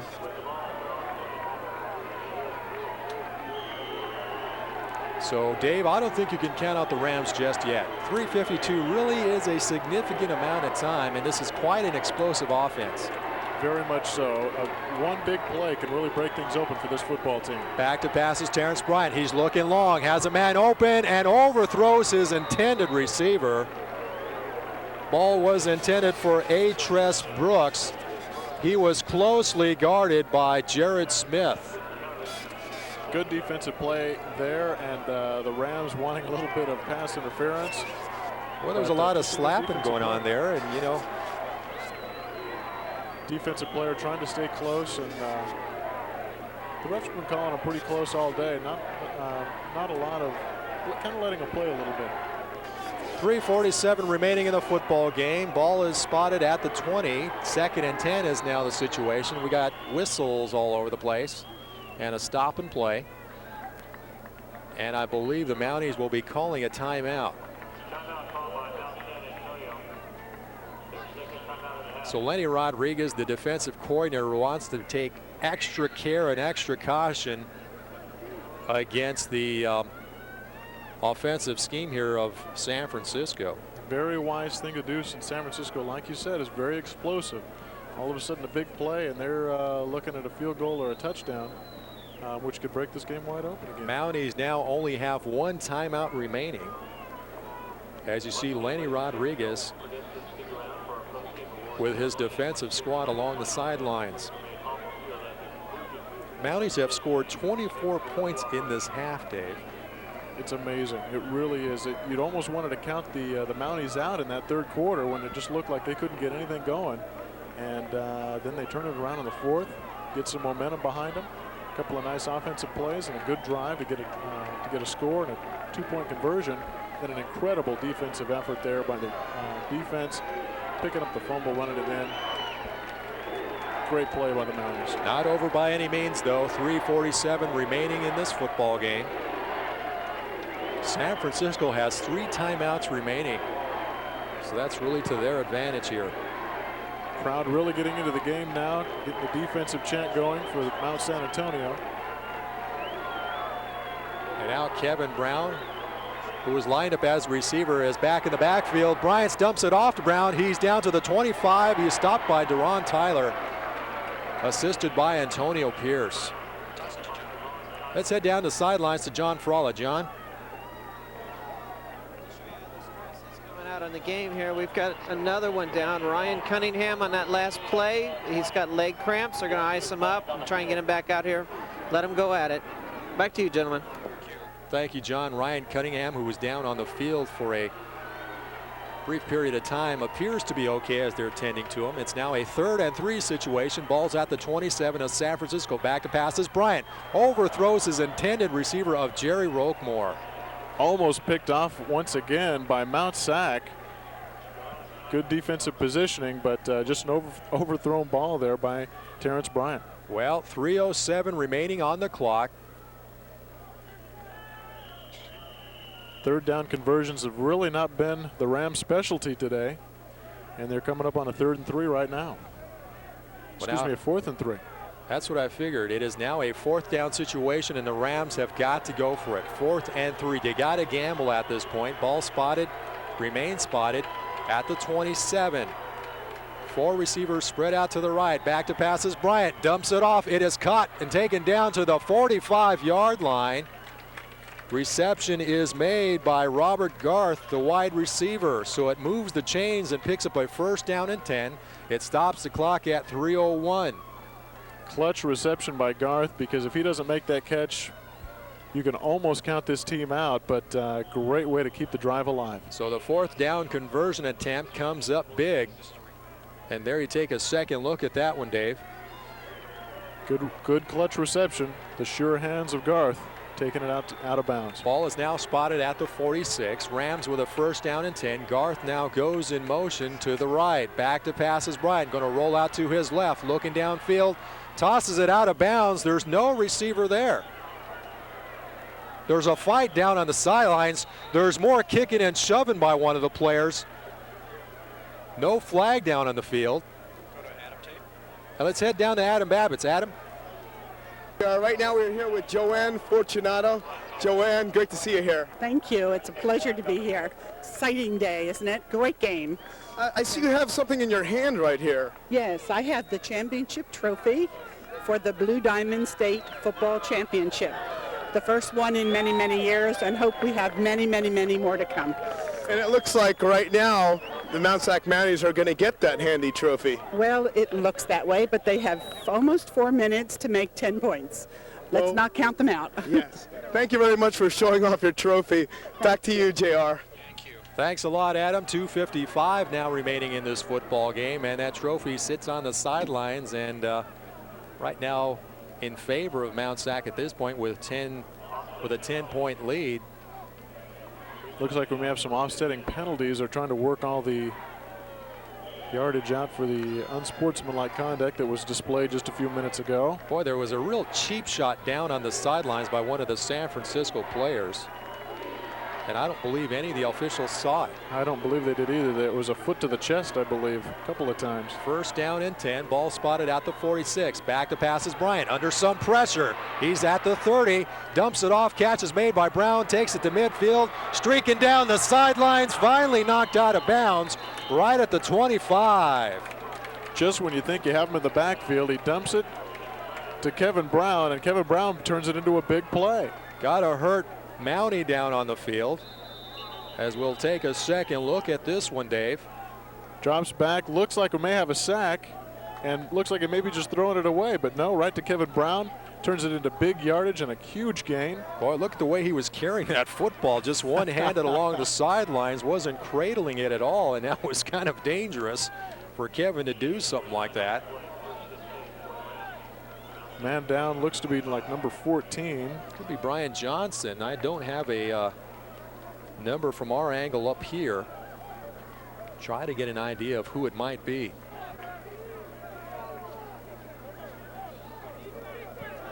Looks to be the man that made the tackle.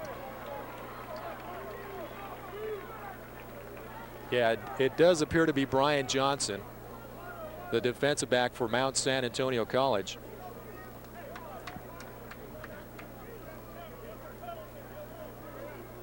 And he's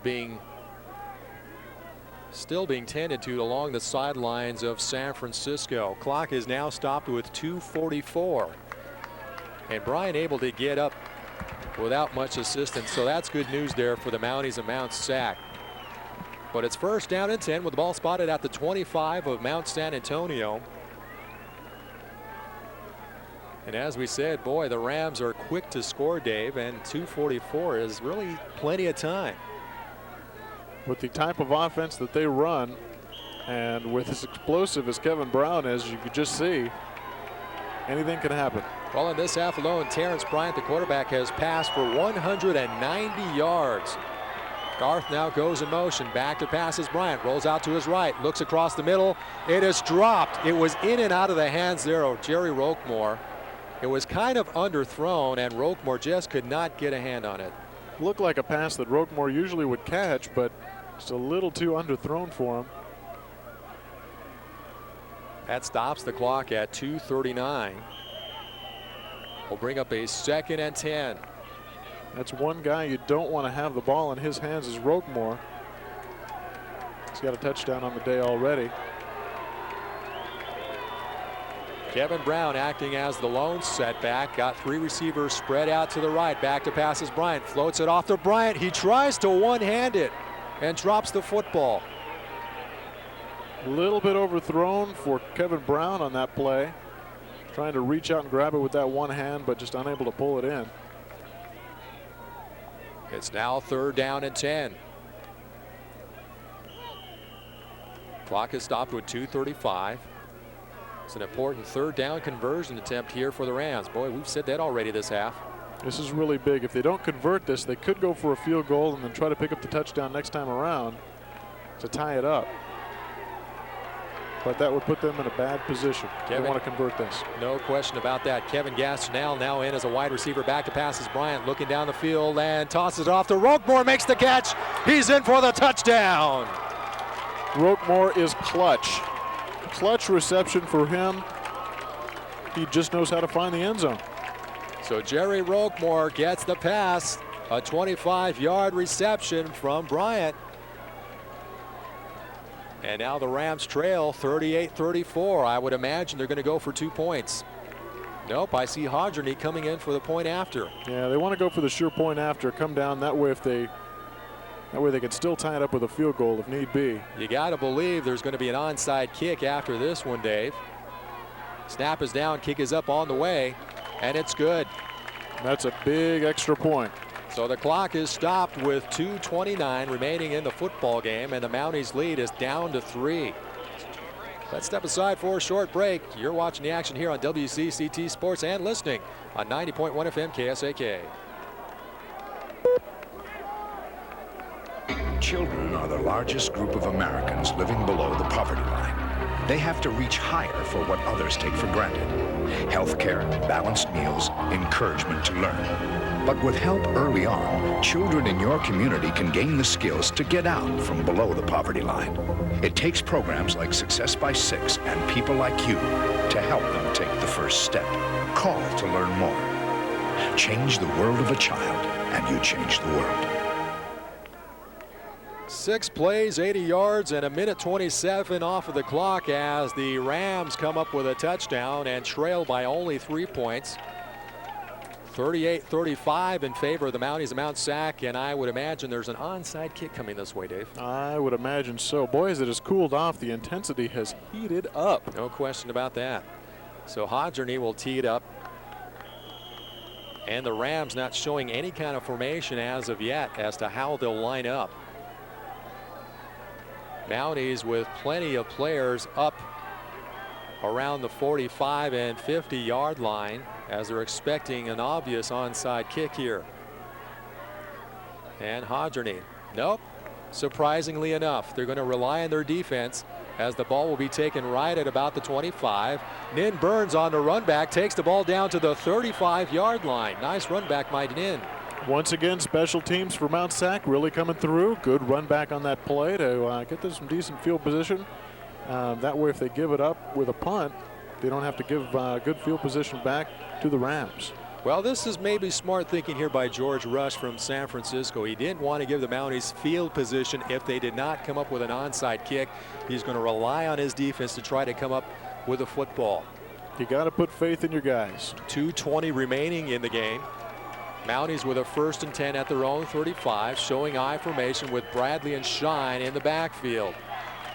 The give is to Jason Taylor, makes the spin move and takes the ball down to the 40. So it was Taylor lined up as the tailback. Great move by Taylor to pick up a couple extra yards, spinning off of the defender. Well, the Rams have 3 timeouts remaining, but they do take one of them right now and stop the clock with 2:05. So San Francisco, obviously with an ability to stop the clock late in the ball game here, will take the timeout and head to the sidelines and talks things over with the coaching staff to find out just exactly what they need to do. It was a pickup of 5 on the play, so it'll bring up 2nd and 5. Every one of these plays very huge for MtSAc. They need to work on getting a first down each time.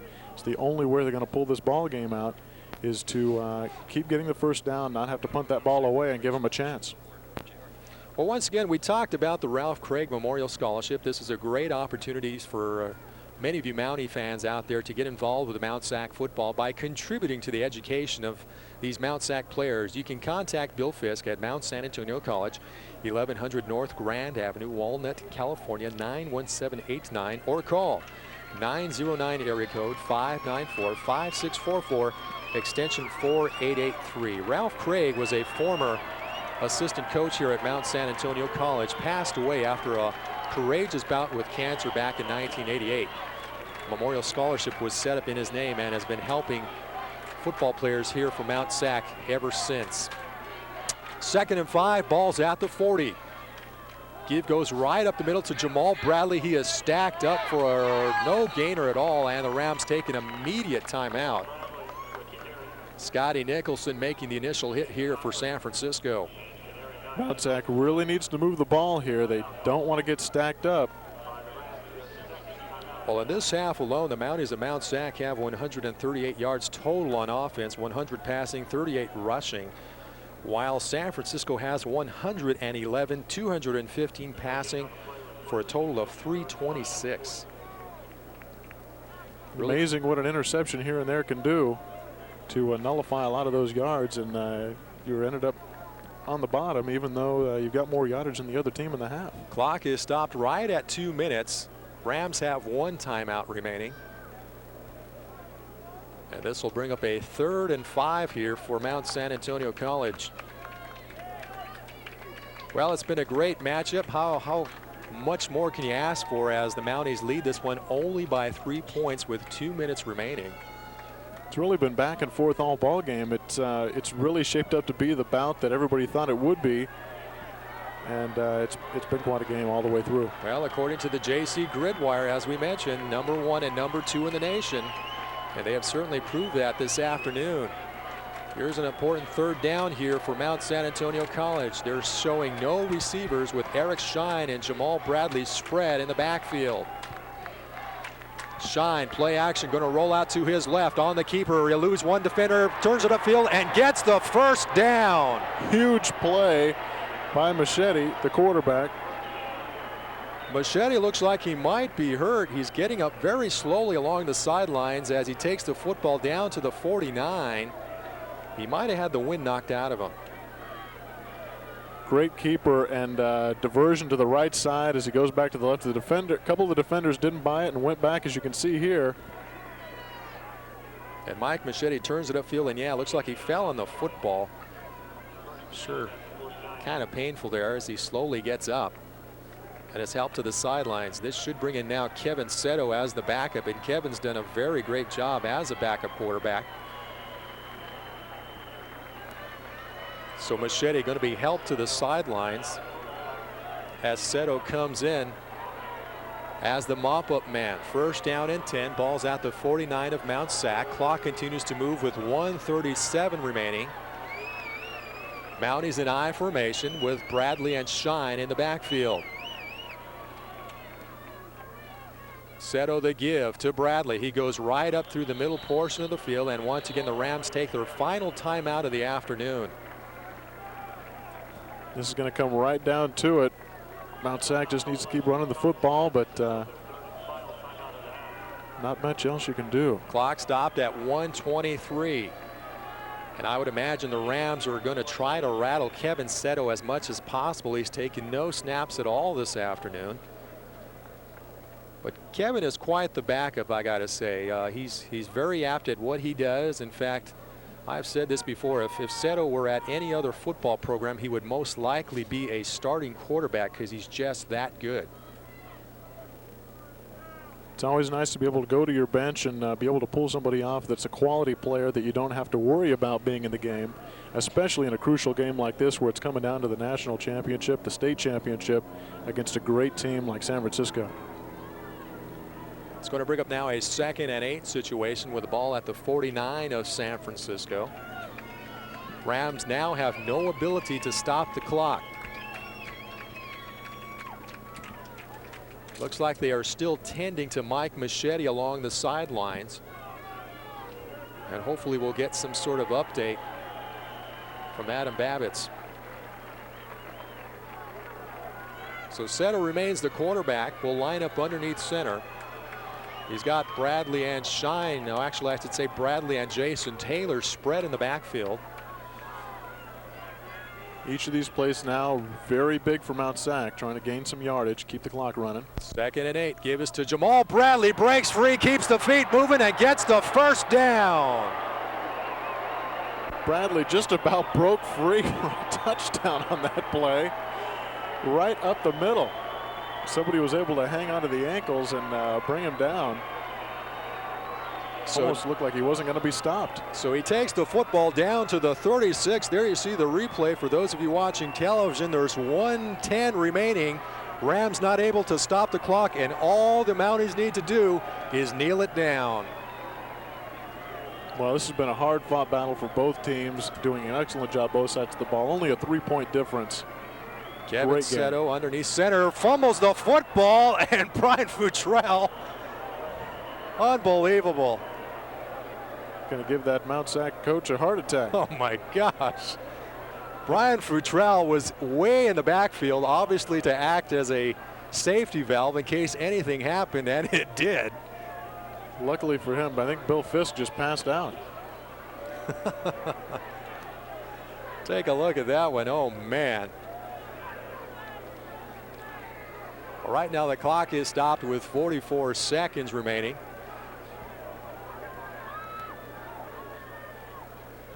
I believe there might have been a delay of game.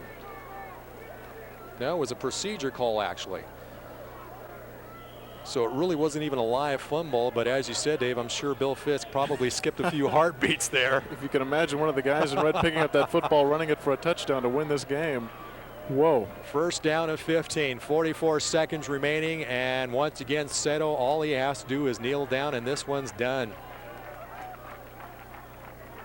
Keeps moving and kneels down at the 45.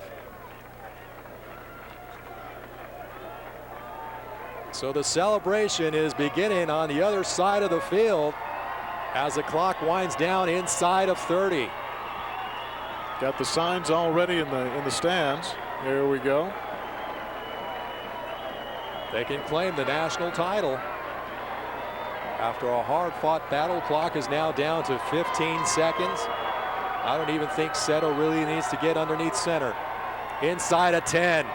And they're hopping around on the sidelines. 5 seconds remaining, and the Mounties are 1997 California State and national champions.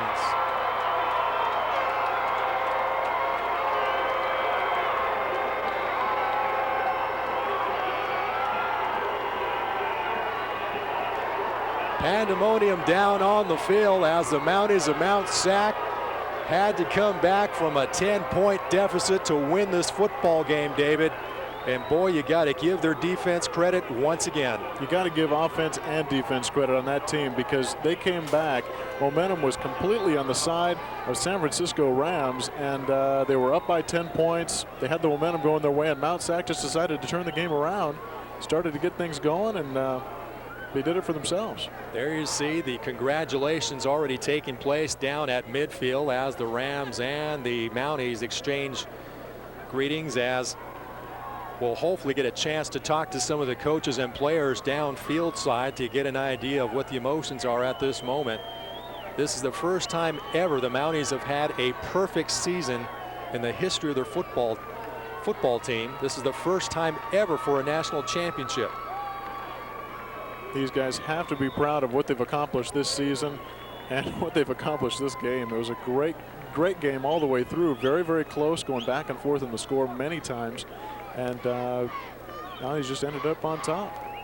Well, San Francisco has nothing to be ashamed of. This is a team that really proved itself by putting up a lot of points on the scoreboard this afternoon and really racking up the yardage offensively.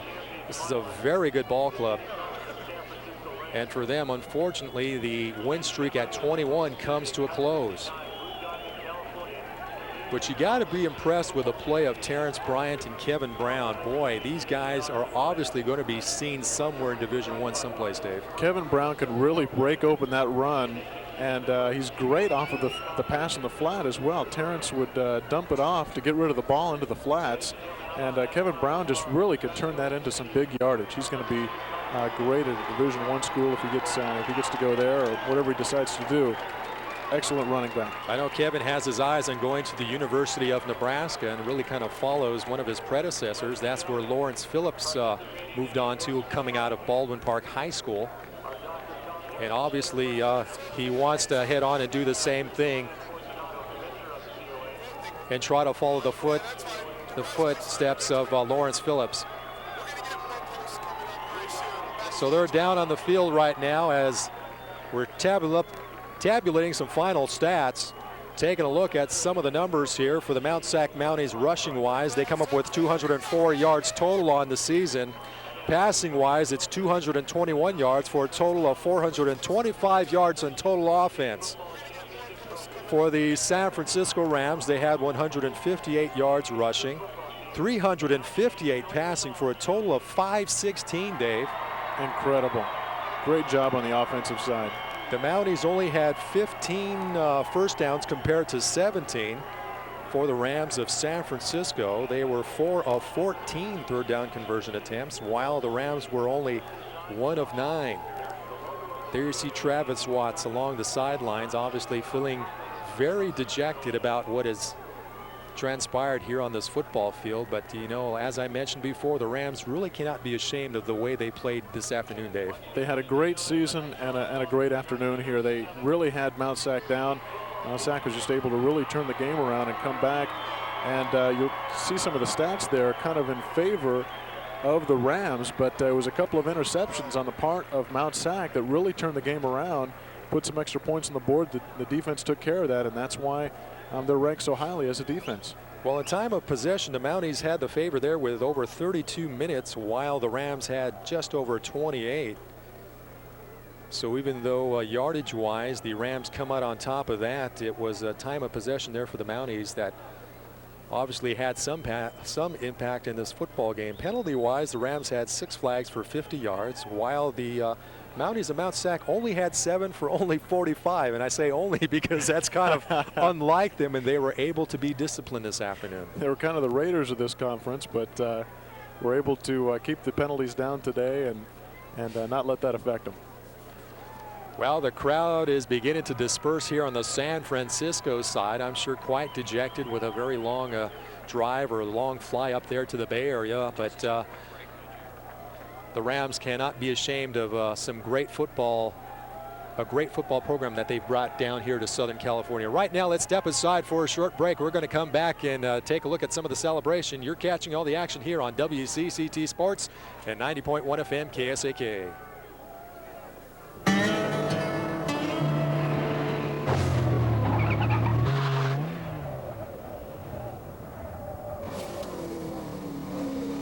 Excuse me. Do you wear your safety belt? Why, no. I don't wear my safety belt. Thank you.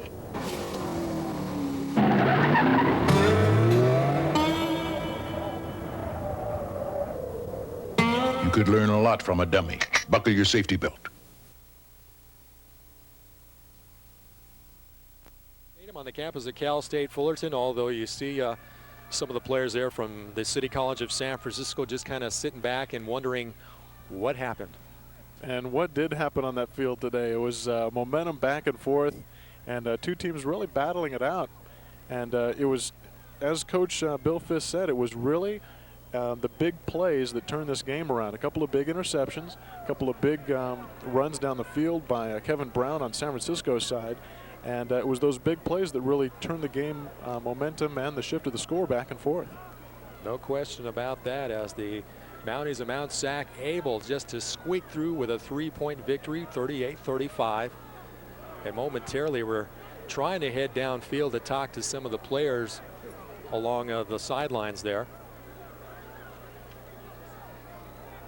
But what a great emotional victory here for the Mounties of MtSAc. I know talking to defensive coordinator Lenny Rodriguez early this week, I asked him just what a national championship would mean to him, and he became really emotional and thought about his late dad, who passed away a couple of years ago, and he knew that this would mean a lot to him personally, not just for himself as well. I know he's very tight with his defensive players, and really I know these players mean a lot to him, so I know this championship has to mean the world to him this afternoon. Well, the coach means a lot to these players. As one of the players said in pregame, these opportunities come along once in a lifetime, and they really wanted to do it for their coach Bill Fisk, and they were able to pull it out today. Did a great job, good execution, and allowed some big plays to come through. But I mean, it's going to happen when you're going up against another #1 team like the San Francisco Rams.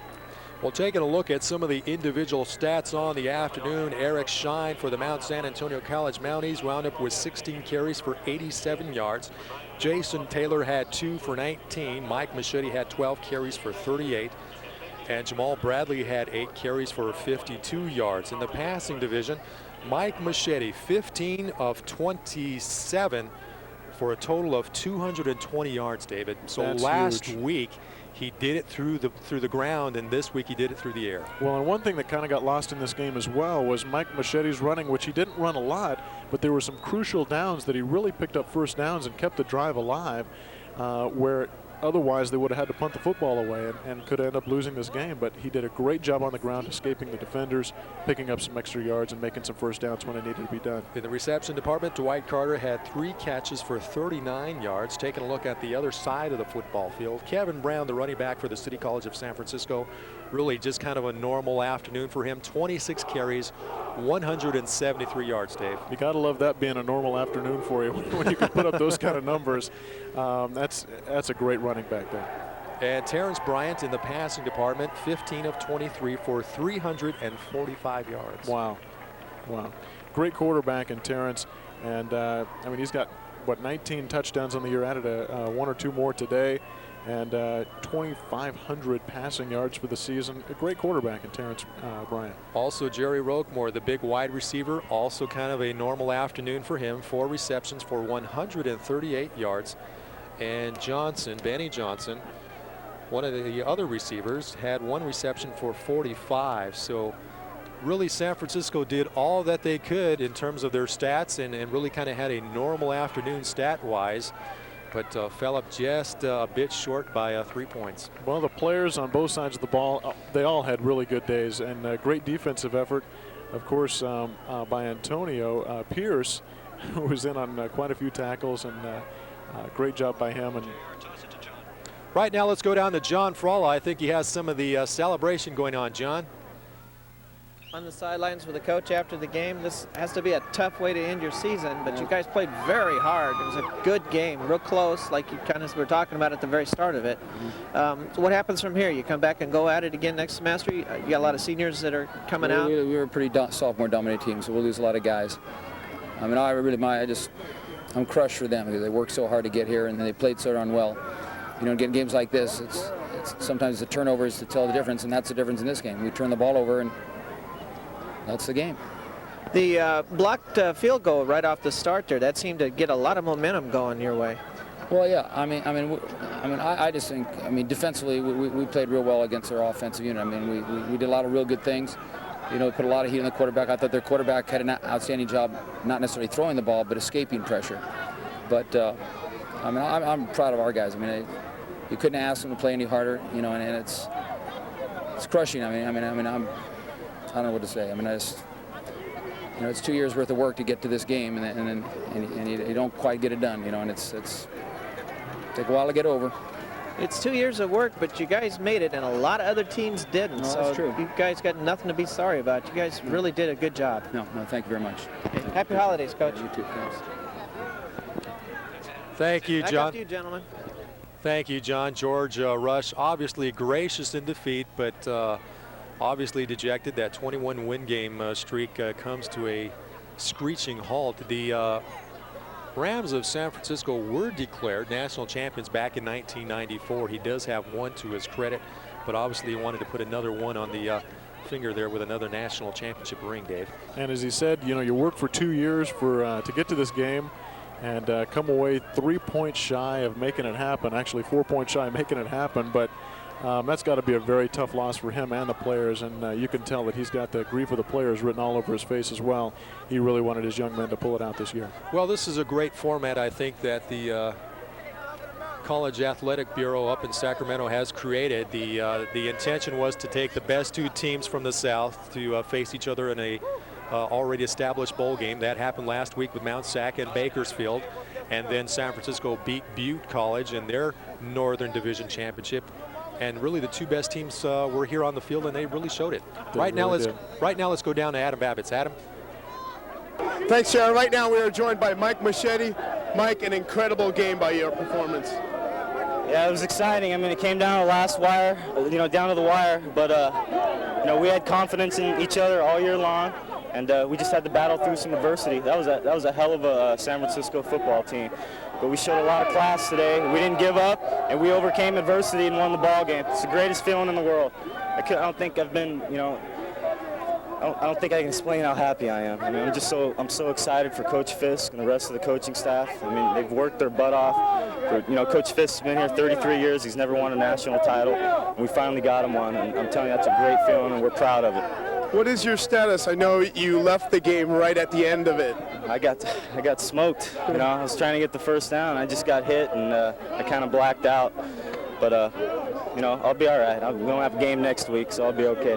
You have to say that your third team was definitely the crowd. This crowd was crazy today. Oh yeah, but I'll tell you what. When we played up in Bakersfield last week, it was all Bakersfield fans up there.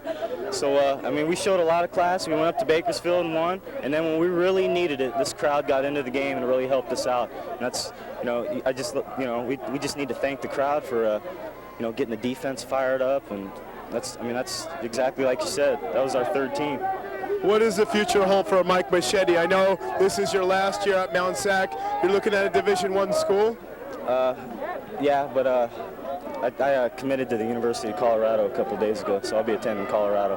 You're going to go to Colorado, home of the Buffalo. I wish you a lot of luck, Mike. Thank you. And once again, congratulations. Great performance. Let's send it back up to you, JR. Thanks a lot, Adam. Well, we have the scoop. Mike Machete's going to Colorado. Rocky Mountain High, boy. Boy, that's a big commitment there. Rick Neuheisel has to be happy. I imagine he probably had one of his assistant coaches or scouts down here taking a look at this football game, and Neuheisel has to be happy that Machete is going to come his way come the 1998 season. Probably took a real good look at him last week in that Bakersfield game when he did real well. So, yeah, well, that's a great pickup for them and a great signing for him as well. Once again, let's head downfield to John Fralla. John.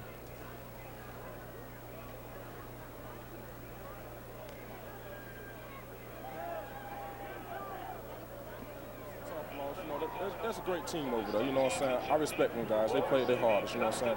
We just had some key turnovers. That's the key of the game. If we had them turnover the game, we would have won. But, it's all right, you know what I'm saying? I hope my team be back next year. Wherever I go, I hope I go. Wherever I end up going, I hope I be the same region I was in this year. You're a senior this year, so you'll be moving on? Yeah, I'll be moving on. But you haven't announced it yet where you're headed, though. You got a couple of good places you already picked out? Yeah, it's out of Purdue or Oregon State. Okay, thanks a lot. All right.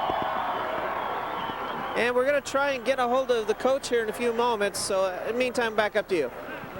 Thanks a lot, John. Terrence Bryant, obviously another talented quarterback that any Division I school would be proud to have, I'd say, Dave. Very much so. He's got a strong arm. He's a quick thinker and knows when to dump the pass off.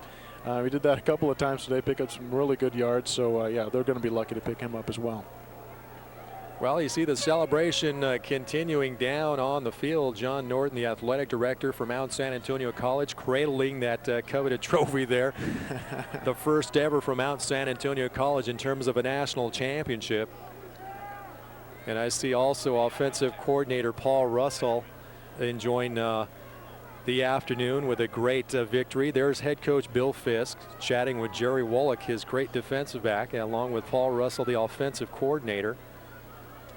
Sure, they'll be running back to MtSAc today to throw that trophy in the case, I would imagine. Want to get that up as soon as possible. It is beautiful.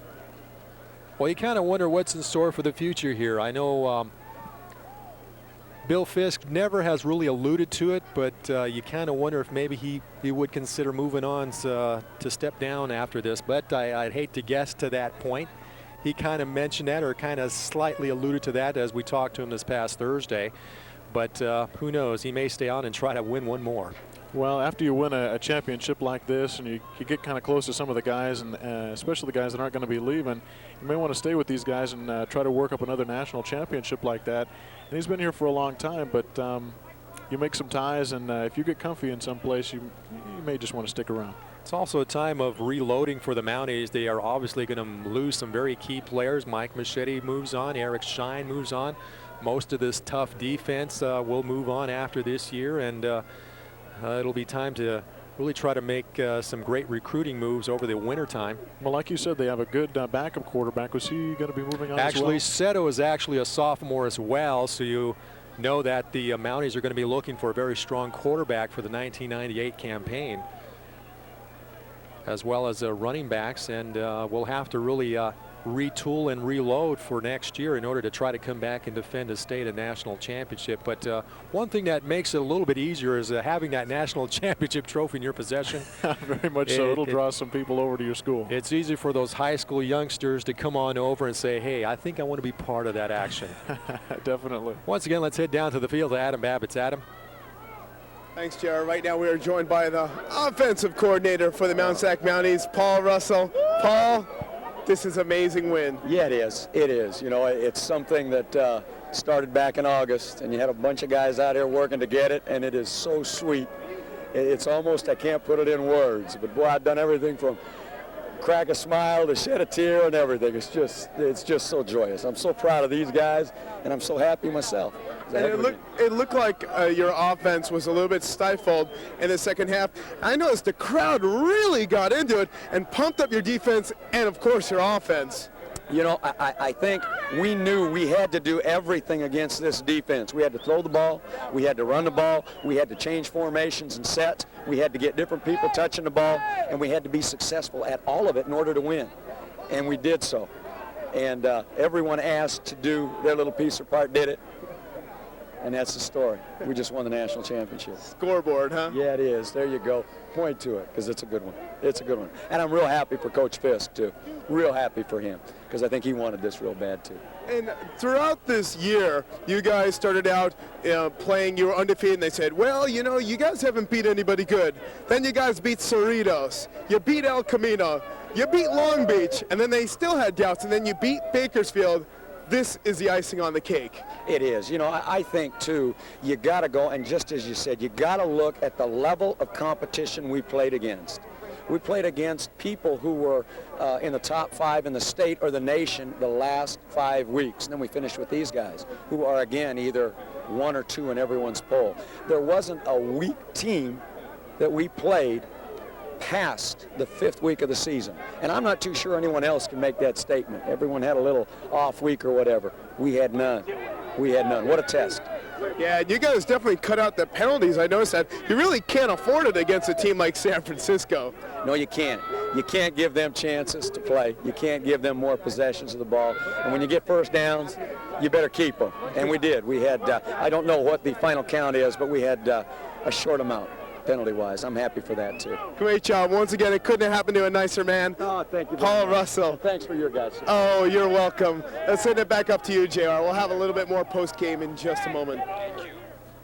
Paul Russell, the offensive coordinator from Mount San Antonio College, obviously very delighted with the happenings this afternoon as they have transpired. And Russell, who's been with Mount San Antonio really off and on for the last 18 years, has to feel also a great deal of satisfaction for the time and contribution he's put into this football program. And boy, it's just got to be a great feeling all the way around for every coaching staff member here from Mount San Antonio College. It really does. They've worked a long time and recruited the right players and got them here. And like you said, they've gone through some penalty problems this season, that kind of thing, but they fought through it and really, you know, got the points on the board when it counted, like tonight. Well, there's a great crowd on hand for this afternoon's festivities. It's a nice venue to come down and watch football here at Cal State Fullerton. Really, this stadium is only, what, 2, 3, 4 years old at the very most, and has really accommodated this particular game very well. So hopefully as the years roll on, maybe we'll see future championships being played out here at this particular field. And, hey, hopefully it'll include the Mounties sometime along the line, too. Definitely. Well, I think we're still looking to head downfield, hopefully in the next few minutes, to talk to some of the other key players and coaching staff here for Mount San Antonio College as they wrap up a great 1997 campaign with a national championship bid. Well, for those of you watching WCCT Sports, we appreciate all the time that you've spent with us here in this 1997 campaign. And obviously this game will draw to a conclusion here for our football coverage for the year. But you want to stay tuned as we get into the months of January and February. Great college basketball action, primarily made up of action there from Cal Poly Pomona. And I know the Broncos are looking pretty stout this year with a great Division II basketball team. And we're hoping to bring you a lot of that action via WCCT Sports. So keep the dial set right here. And there's plenty of sports action for those of you who are into local sports. Well, Dave, any final thoughts on the afternoon? Well, it really just shaped up to be a great game between these two teams, a number 1 and a number 2, and it really couldn't have been much better of a game. It came down to the wire, 3-point difference between the two, and both teams really fought their hearts out. One more scholarship, Memorial Scholarship. Once again, let's give you some information on how you can get involved with Mount San Antonio College football as a contributor to the Ralph Craig Memorial Scholarship. You can do that by contacting Bill Fisk at Mount San Antonio College, 1100 North Grand Avenue, Walnut, California, 91789. You can call them at 909 area code 594-5644, extension 4883. So get involved with Mount San Antonio College football by being a contributor to the Ralph Craig Memorial Scholarship and getting involved with the academics and the sports here at MtSAc. Once again, I think we're going to toss it down to Adam Babbitts. Adam? Right now we are joined by Lenny Rodriguez here, defensive coordinator. He's shaking hands. What the heck? You won a championship here. That's right. What can I say? You know, I made some predicaments. I'm glad those guys didn't make me look like a liar today. Pierce, Nakia, I coach them every day. They paid their dues. They're on to bigger and better things in their life. It's just a great feeling. So, as far as this, your defense came to life at the end. The crowd really got into this game. Yeah, they did, didn't they? Great crowd, great people, a lot of support always has been all year long. It was just an opportunity for those guys to showcase their talent. They're a great football team. I mean, you know, I give them credit to Brown and to the quarterback. I mean, they're a great football team. We beat a very classy group of people. Now that it's over, you know, I can brag and talk all the malarkey I want, but you know, those guys did an excellent job. They just, you know, they came through with big plays today, and so it was a real pleasure to coach those guys. And this is a very emotional one. I know I've talked to some of your players, and they told me they dedicated this season to Rocky Carter, who's been a big part of your defense and the whole season, that matter. Right. We lost Rock last year, and just prior to Christmas time, and it was an extremely sad time. And our prayers and everything goes out to him and his family, and he's always with us. You know, we always talk about him a lot. It's just a great, you know, emotional thing. You know, the whole thing. You know. Bring your girl and your baby. Yeah, don't you forget that outfit, boy. Hey, but you get the stuff. Yeah, our offense did play well today. They did a great job. But, you know, Carter's, yeah, it's tough to talk about that part. I understand. And your offense did play well. Your defense played well. Is there anybody you would want to give the game ball to? I know the whole team did a great job today. No, I'd like to give it to Coach Fisk. Shit. A man that's been here 30-plus years and hasn't brought it home yet. Now he gets to bring the ball home, the trophy home, the potato bowl, all the things that he's been through with his life and all the things that he means to me. I played for him and have the pleasure to coach for him. He gave me my opportunity where no one else in around would give me a chance to be a coordinator. So I want to thank you very much for joining us. Congratulations. Lenny Rodriguez right here. Let's send it back up to you, JR. Thank you. Lenny Rodriguez, always a intense, really an emotional guy, and really showing it there with his joy over winning a national championship. Well, that'll wrap things up from Titan Stadium. For John Fralla, and for Adam Babbitts, and for David Crow, and our great statistician, Chip Christophides, I'm JR Ibarra. Thanks for joining us via WCCT Sports. Once again, it's the Mounties coming on top, 38-35. Thanks for joining us. We'll see you next time.